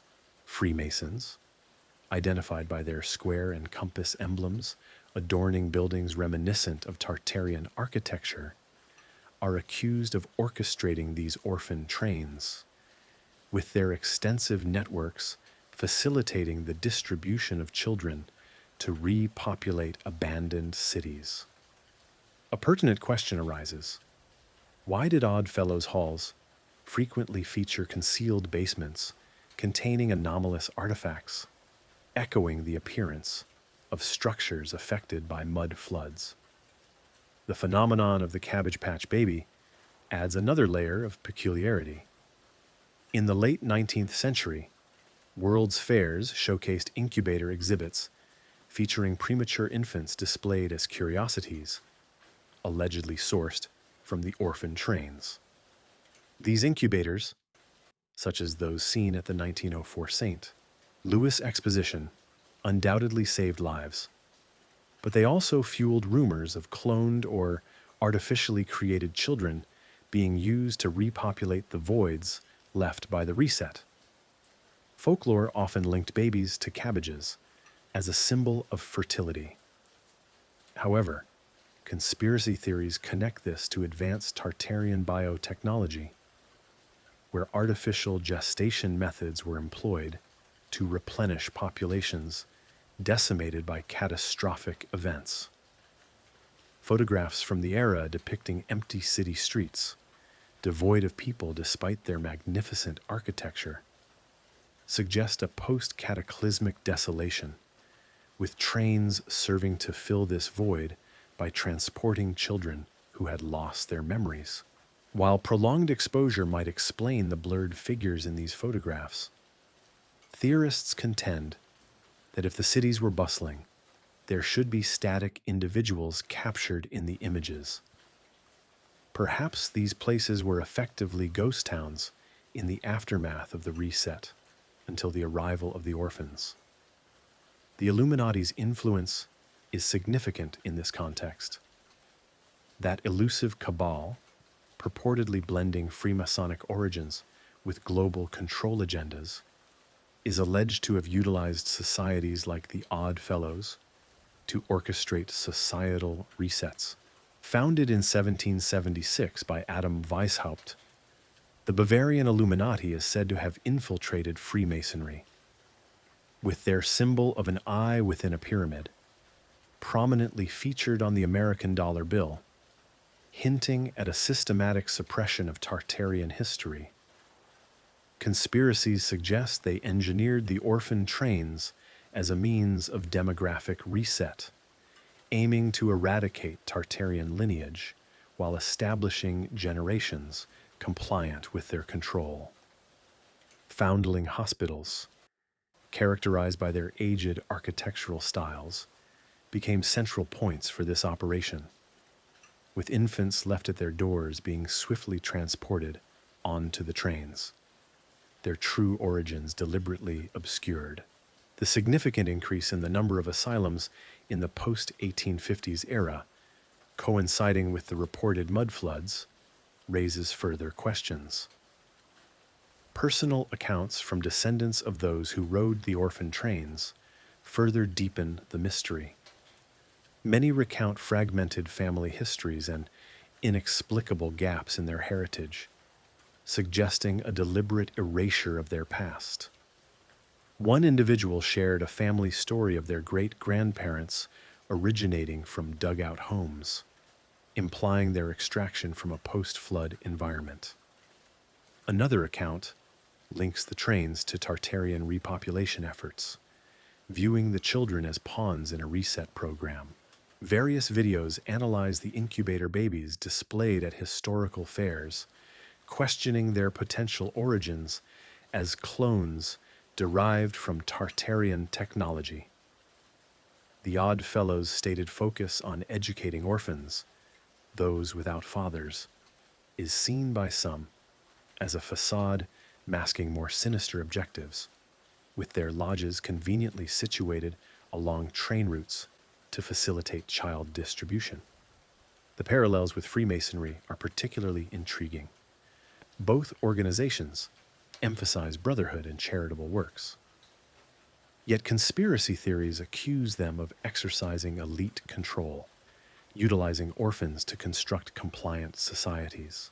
The presence of Masonic symbols within buildings from the train era suggests an overarching oversight, with their rituals mirroring what are believed to be Tartarian mysteries.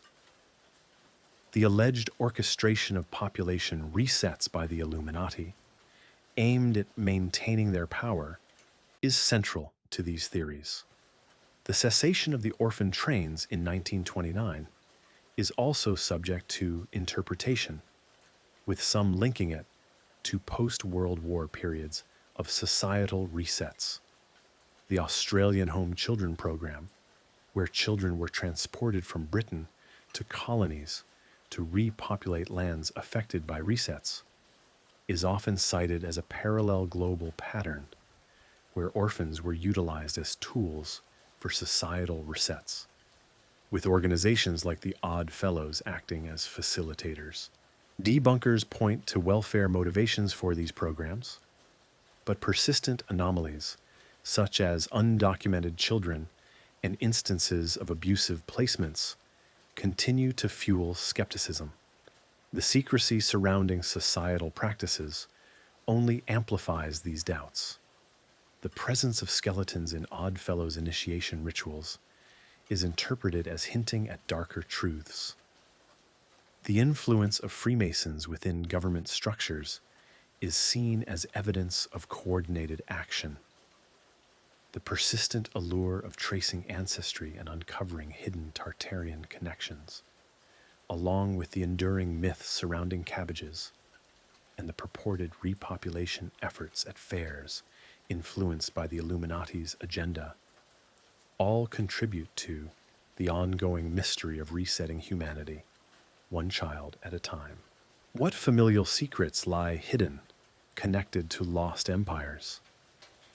The enigma continues to unfold, with the whistles of the trains echoing forgotten cries. Imagine finding yourself immersed in a dimly lit online forum late at night, engrossed in fervent discussions where one faction presents historical maps and architectural blueprints as undeniable proof of a hidden empire, while another counters with scholarly articles and geological data, meticulously dismantling the narrative. Yet neither side completely dispels the lingering suspicion that perhaps, just perhaps, the truth resides in the ambiguous space between fact and fiction. This embodies the heart of the Tartaria debate, a confrontation where speculative history collides with rigorous examination, compelling us to weigh the allure of a grand conspiracy against the sober weight of evidence, all while contemplating whether educational systems globally function as guardians of knowledge or as gatekeepers of hidden truths. On one side, the debunkers present a compelling argument grounded in historical records and linguistic evolution, asserting that Tartaria was never a unified, technologically advanced empire, but rather a broad, antiquated designation used by European cartographers to label the vast, largely uncharted territories of Central Asia and Siberia. From the 13th century onwards, Tartari, or Tartaria, encompassed regions inhabited by nomadic peoples such as the Tatars, Mongols, and Turks, extending across Eurasia to the Pacific Ocean. Maps from the 16th to the 19th centuries, including those by cartographers like Giacomo Cantelli, da Vignola, and Giovanni Botero, consistently depicted it not as a singular civilization with monumental technologies, but as a collection of kanates and steppes, often delineated vaguely to signify mystery rather than mastery. Then, the Russian Geographical Society has explicitly refuted the conspiracy, providing numerous historical maps that portray Tartary as a placeholder for areas under Mongol influence or subsequent Russian expansion, emphasizing that its disappearance from modern atlases merely reflects advancements in geographical knowledge and the obsolescence of the term as national borders became more clearly defined. Skeptics, such as those featured on the Skeptoid podcast or in articles from Bloomberg, point out that the theory's origins can be traced back to Russian pseudoscience, particularly Anatoly Fomenko's New Chronology from the 1970s, which radically compresses historical timelines to discredit Western history and elevate Russian nationalism. Fomenko's ideas, popularized by occult authors like Nikolai Levashov, portray Tartaria as a deliberately suppressed Russian civilization ignored by the West, a narrative the scientific community dismisses as extremist fantasy. They highlight how the addition of an extra R to the word Tatar evoked Tartarus, the Greek underworld, thus biasing Europeans to perceive the region as barbaric rather than brilliant. This linguistic prejudice, combined with a lack of understanding of Asian history, gave rise to the myth. However, well-documented accounts from travelers like Marco Polo or Russian explorers reveal no evidence of structures powered by free energy or inhabited by giants, only nomadic herders and Kanats. The mud flood hypothesis, a cornerstone of the conspiracy, falters under geological scrutiny.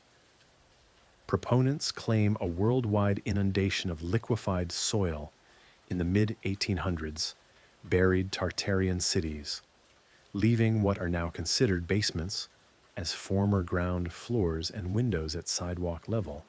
However, experts attribute these buried structures to practical urban development practices, where streets were elevated for sanitation purposes, as seen in Seattle's regrading project in 1889 following fires and floods, or Chicago's post-1871 fire elevations intended to improve sewage systems. There is no widespread geological evidence to support a singular, planet-wide mud event. Instead, local floods, volcanic ash deposits, or human engineering efforts can explain such anomalies. Articles in Discover magazine note that conspiracy theorists misinterpret 19th century construction techniques, such as the use of staff plaster over wood for temporary World's Fair structures, as evidence of ancient origins, overlooking archives filled with photographs of scaffolding and construction workers. The concept of giants, another central tenet, fares no better under scientific examination.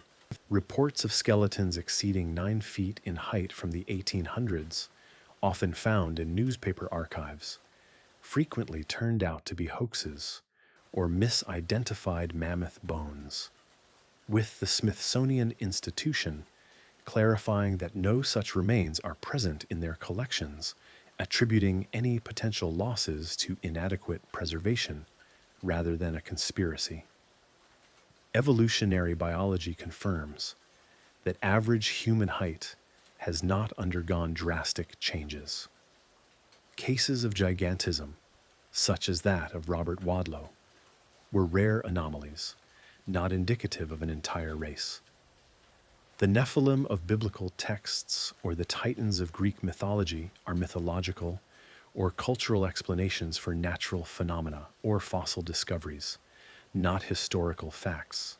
As Wikipedia entries on pseudoscience underscore, these claims disregard the documented history of Asia, from the conquests of the Mongol Empire to the cultures of indigenous Siberian peoples, reducing rich historical narratives to mere fantasy.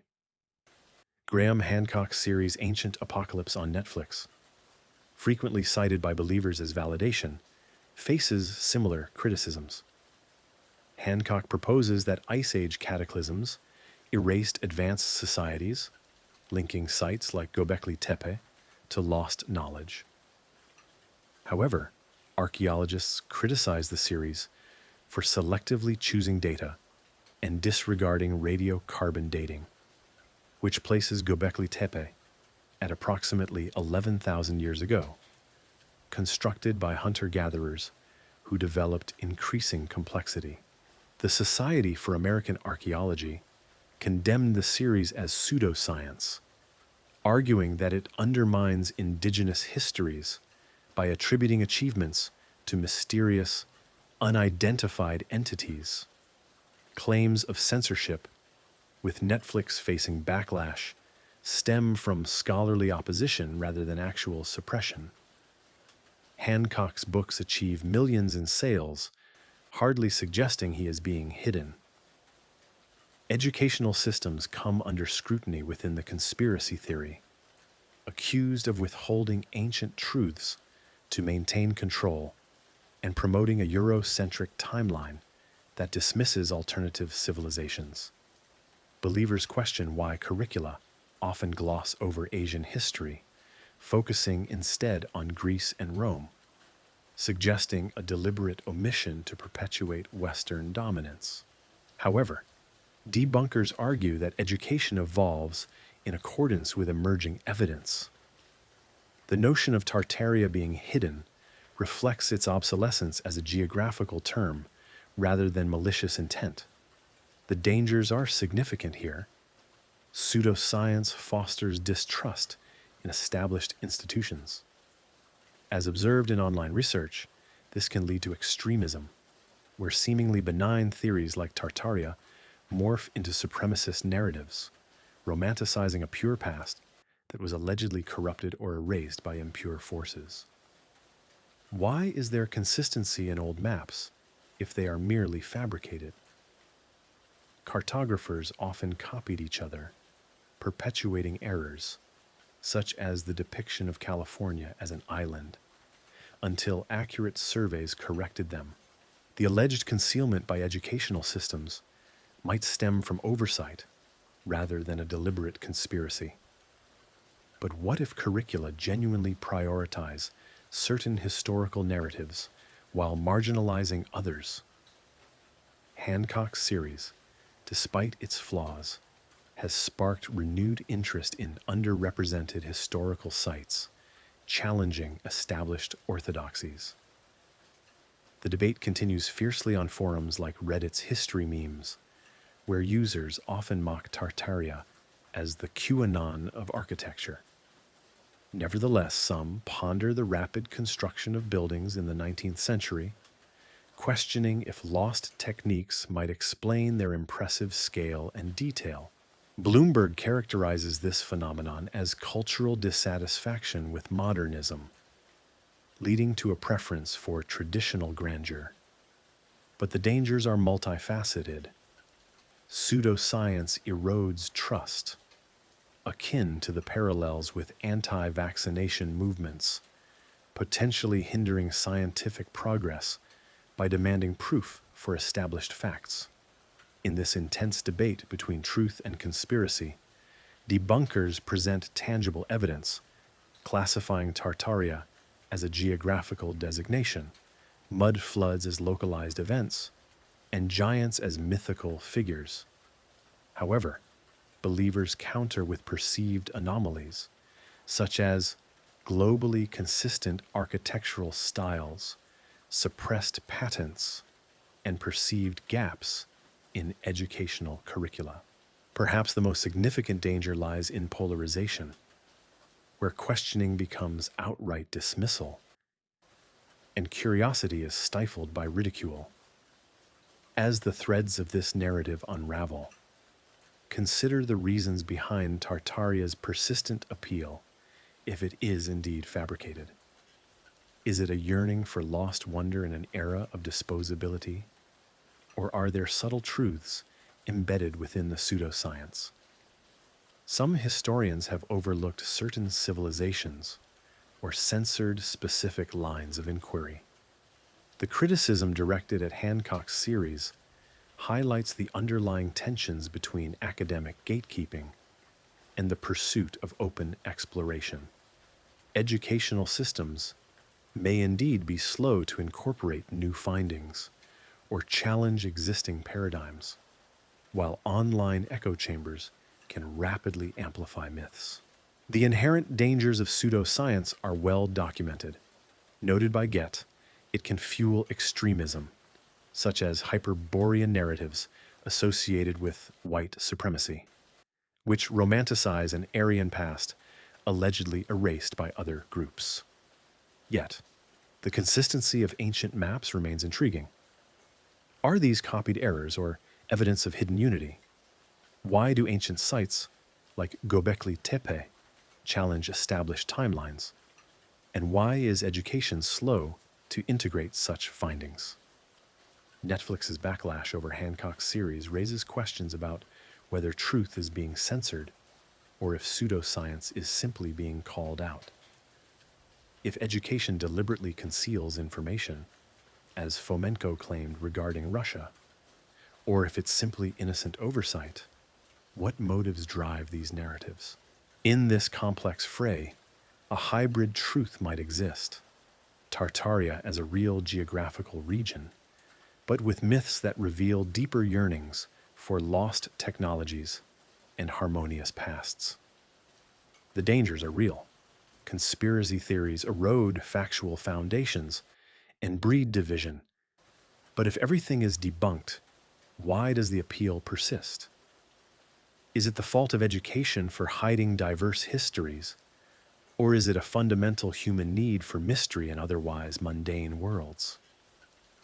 The legacy of the orphaned trains endures, a tapestry woven from clashing facts and fanciful notions, inviting deeper exploration. What if, upon peeling back the layers, we uncover not a conspiracy but overlooked stories? Or if our doubts validate hidden systemic omissions? Curiosity beckons, scrutinize the maps, challenge the texts, weigh the evidence. In the light of debunking, the conspiracy theory dims, but shadows persist, whispering possibilities. The quest continues, a delicate balance between skepticism and wonder, with truth emerging from the ongoing discourse. As we draw back the curtain on this exploration of Tartaria's veiled legacy, consider the quiet endurance of its echoes in our contemporary world. They are not merely relics gathering dust in museums, but living threads intricately woven into the fabric of possibility. inviting us to envision a future where the lost harmonies of an ancient empire might once again be rediscovered. The remnants of Tartaria, dispersed like celestial dust across continents, manifest in subtle anomalies that challenge our everyday perceptions. Consider star forts that emit unexplained electromagnetic pulses during solar flares, ancient domes where compasses spin erratically, and ruins where visitors report fleeting visions or unexplained warmth, as if psychic imprints linger within the very stone. These are not simply tourist attractions. They whisper of a civilization that masterfully balanced technology with the spiritual, offering a beacon of hope that humanity, too, might transcend its current era of division and rediscover the unity that once fueled a global renaissance. The survivors of Tartaria's collapse, those resilient souls who emerged from the mud floods and plasma storms, carried fragments of that lost world into ours, perhaps encoded within folklore, genetic memories, or even the subtle architectural nuances of our cities. Historical accounts, often dismissed as mere folklore, speak of wanderers from the East arriving in Europe and America during the early 19th century, bearing unusual artifacts such as crystal shards that glow under moonlight, maps etched with unfamiliar constellations, and tales of airships that navigated the skies alongside the aurora. These individuals could be the descendants who seeded hope through oral traditions that eventually evolved into myths of hidden kingdoms like Shambhala or Agartha, subterranean realms where Tartarian knowledge is preserved. Modern psychics and remote viewers, in sessions documented on fringe podcasts, claim to have made contact with these echoes, describing visions of towering figures imparting principles of free energy and urging humanity to avoid the cycles of collapse that befell their ancestors. This cyclical view of history, often outlined in the Five Eras theory, portrays progress not as a linear advancement, but as recurring waves, with golden ages of enlightenment succumbing to resets of oblivion. Each time humanity must painstakingly rebuild with fewer resources than before. Tartaria, the apex of the Fourth Era, emerged from the legacy of pyramid builders and celestial architects, achieving a societal harmony between the collective and the individual, where energy flowed freely and conflicts were resolved through resonance rather than force. However, infiltration by malevolent forces, whether depicted as the hordes of Gog and Magog or metaphorical demons of greed, led to its downfall, a pattern that is mirrored today in environmental crises and societal fragmentation. The hope for breaking this cycle lies in understanding the past. By studying the remnants of Tartaria, we might harness latent energies, perhaps through modern resonance devices designed to generate clean power, or by decoding psychic imprints within ruins to unlock forgotten healing frequencies. Imagine archaeologists in Siberia unearthing a Tartarian vault during a routine excavation, its crystals precisely aligned with ley lines, activating under specific lunar phases to produce measurable voltage, as reported in obscure journals from the 2000s. These anomalies suggest that the Empire's technology was not destroyed, but remains dormant, awaiting attuned minds to awaken it. Conspiracy circles are abuzz with narratives about government black sites purportedly experimenting with such technologies, reverse engineering free energy to power secret bases while deliberately restricting public access to maintain economic scarcity. Yet this notion also sparks optimism. If whistleblowers and independent researchers can replicate these findings, as demonstrated in YouTube videos showcasing homemade Tesla coils, drawing ambient power. We may be on the verge of reclaiming that lost legacy, transitioning from our current plastic-dominated fifth era into a renewed golden dawn. The psychic imprints add an intimate layer of wonder. Visitors to sites like the Bosnian pyramids or Scottish vitrified forts report vivid dreams following their visits, reliving aspects of Tartarian daily life, such as communities gathering under domes that amplified thoughts for collective problem solving, or airships traversing borders without obstruction. These experiences are not mere hallucinations. Parapsychology studies, though controversial, have documented elevated theta brainwave activity in such locations, suggesting the presence of imprinted consciousness. Hope blossoms from this understanding. If we can access these echoes through meditation or technological aids like biofeedback devices, we might unlock blueprints for sustainable living, thereby avoiding the hubris that led to the downfall of previous eras. Education plays a crucial role in this reclamation process. Current educational systems, accused of deliberately concealing alternative histories, could evolve to incorporate the lessons of Tartaria, teaching about cycles of rise and fall to foster resilience. Imagine curricula that integrate Hancock's theories on cataclysms alongside standard historical timelines, encouraging students to question and innovate. The danger of pseudoscience leading to misplaced trust or the embrace of extremism is a genuine concern. Online communities, from Reddit's Tartaria threads to Discord servers debating the evidence for mud floods, already embody this hopeful, albeit cautious, approach. They crowdsource analyses that challenge established dogmas and propose innovative solutions, such as community energy grids inspired by the design of star forts. The ancestral lineage extends to cultural remnants, including folk melodies originating from Siberian tribes, characterized by rhythms that can induce meditative states, possibly echoing ancient extraterrestrial sonic technology, or terrestrial formations that mirror historical designs. These are interpreted as communications from surviving populations, imploring solidarity in an era confronting environmental shifts.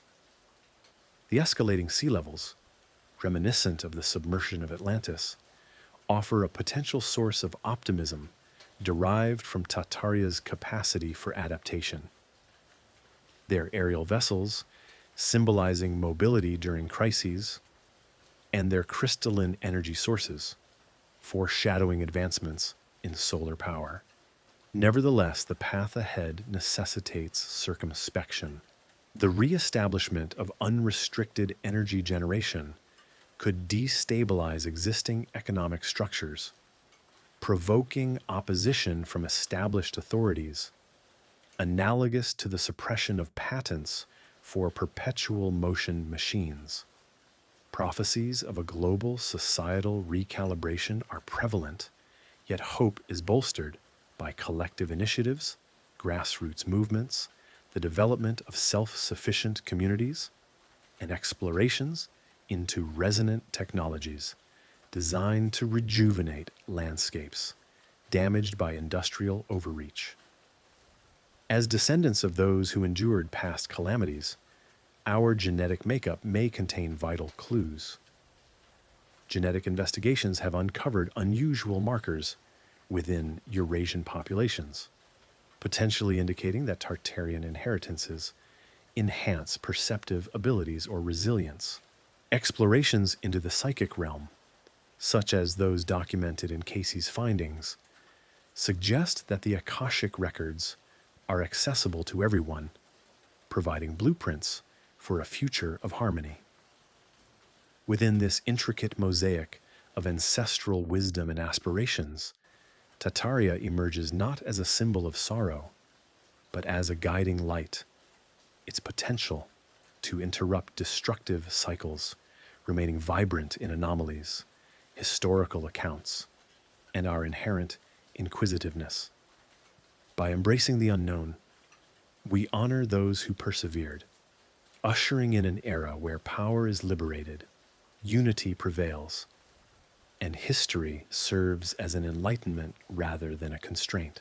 As the intricate patterns of the Tartarian enigma approach resolution, let us pause to consider the enduring sparks of resilience that persist, not as dimming embers of a forgotten flame, but as luminous guides pointing towards paths of rejuvenation, where the scattered remnants of this grand civilization might ignite a collective awakening, transforming our fragmented present into a rich tapestry of rediscovered potential. These vestiges, imprinted upon both the physical world and our collective consciousness, offer more than mere historical curiosities. They represent a framework for hope, encouraging us to overcome cycles of decline by harnessing the very energies that once fueled an enlightened age, thereby converting whispers of the past into powerful declarations of future innovation. The star forts, those geometric marvels, scattered across the globe from Europe to the Americas, stand as paramount examples of this enduring heritage, structures whose remnants, even in their ruined state, exhibit anomalies suggesting dormant power. Modern researchers, equipped with instruments detecting electromagnetic fields, have documented anomalous energy surges during geomagnetic disturbances at sites such as Fort Monroe in Virginia or the Citadel of Besançon in France, where readings dramatically increase, as if the fort's angles continue to channel ambient energies. Theorists propose these structures were intended as inactive energy converters by the Tartarians, designed to draw power from Earth's telluric currents, possibly reactivated through contemporary technologies like piezoelectric enhancements. Envision communities repurposing these ancient fortifications into decentralized power hubs, generating clean electricity to supply local residences without reliance on fossil fuels, a direct revival of free energy principles that have been suppressed for centuries. Hope flickers in this possibility. Pilot programs in secluded regions, detailed in the specialized engineering publications, are experimenting with similar geometric configurations, yielding modest but encouraging energy outputs, suggesting that this approach could be scaled to address the challenges of climate change, thereby breaking free from dependency on systems driven by scarcity. Psychic imprints within these ruins add a deeply personal dimension to this exploration, where visitors to sites associated with Tartaria report sensory experiences that seem to blur the boundaries between historical periods. At the Bosnian pyramids, colossal mounds believed to be artificial structures with subterranean passages, tourists describe vivid intuitions and dream sequences following their visits, recounting collective gatherings held within resonant domes that fostered empathy and creativity. Parapsychological studies, although considered unconventional, note elevated alpha brainwave activity in these locations, as if the very stone retains imprinted consciousness from an era where societal values prioritized spiritual harmony alongside technological advancement. This observation ignites optimism. Feedback applications and meditation retreats at such locations could potentially unlock these historical echoes, guiding contemporary minds to access collective wisdom for resolving conflicts or achieving creative breakthroughs.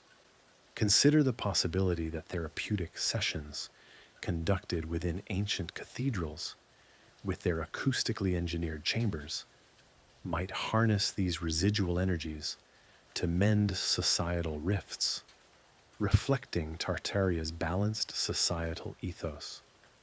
This hope extends to the reclamation of free energy, a fundamental aspect of Tartaria's purported advancements, where atmospheric and crystalline technologies provided limitless power without detrimental environmental impact. Contemporary innovators, inspired by Nikola Tesla's suppressed designs, which may have roots in Tartarian principles, are experimenting with devices such as atmospheric electricity harvesters that capture electrical charge from the air during thunderstorms. Prototypes funded through crowdfunding platforms like Kickstarter are demonstrating promising results, generating sufficient power to illuminate off-grid homes, defying skeptics who dismiss these concepts as pseudoscience. In this context, clandestine networks of researchers are sharing schematics online, circumventing patent suppression attributed to powerful consortiums, thereby fostering a grassroots revolution. Imagine a world where every rooftop emulates a Tartarian dome, capturing solar and etheric energies to sustain equitable societies, thereby disrupting the cycle of societal resets by democratizing power and ensuring it cannot be monopolized by an elite, as occurred in the past. The legacies of survivors imbue this vision with human warmth. Oral traditions passed down through Siberian indigenous communities speak of ancestors who navigated tumultuous periods, carrying knowledge of harmonious living that influenced shamanic practices still observed today. Genetic research indicates populations with higher mitochondrial diversity, suggesting ancient migratory patterns following cataclysmic events. It is plausible that Tartarian bloodlines contributed to enhanced resilience or intuitive capabilities. This potential offers hope for advancements in bioengineering. Developments in CRISPR technology could amplify these traits, nurturing a generation attuned to ecological balance and capable of avoiding the hubris that led to the downfall of previous civilizations. Community projects, such as eco-villages located in Mongolia's steppes, historically the heartland of Tartaria, integrate traditional yurt architecture with modern solar crystals, demonstrating sustainable models that honor the past while looking toward the future. The framework of 5 distinct eras provides a philosophical foundation for this optimism, portraying our current, industrially saturated 5th era as a transitional phase ripe for evolution into a 6th, wherein we synthesize the lessons learned from preceding golden ages. By studying the geometric understanding of pyramid builders or the energetic principles of star forts, we might engineer resilient cities capable of withstanding societal upheavals, or even floating habitats designed to cope with rising sea levels, inspired by Atlantean principles, or subterranean networks that echo the vastness of ancient caverns. Educational reforms could accelerate this transformation.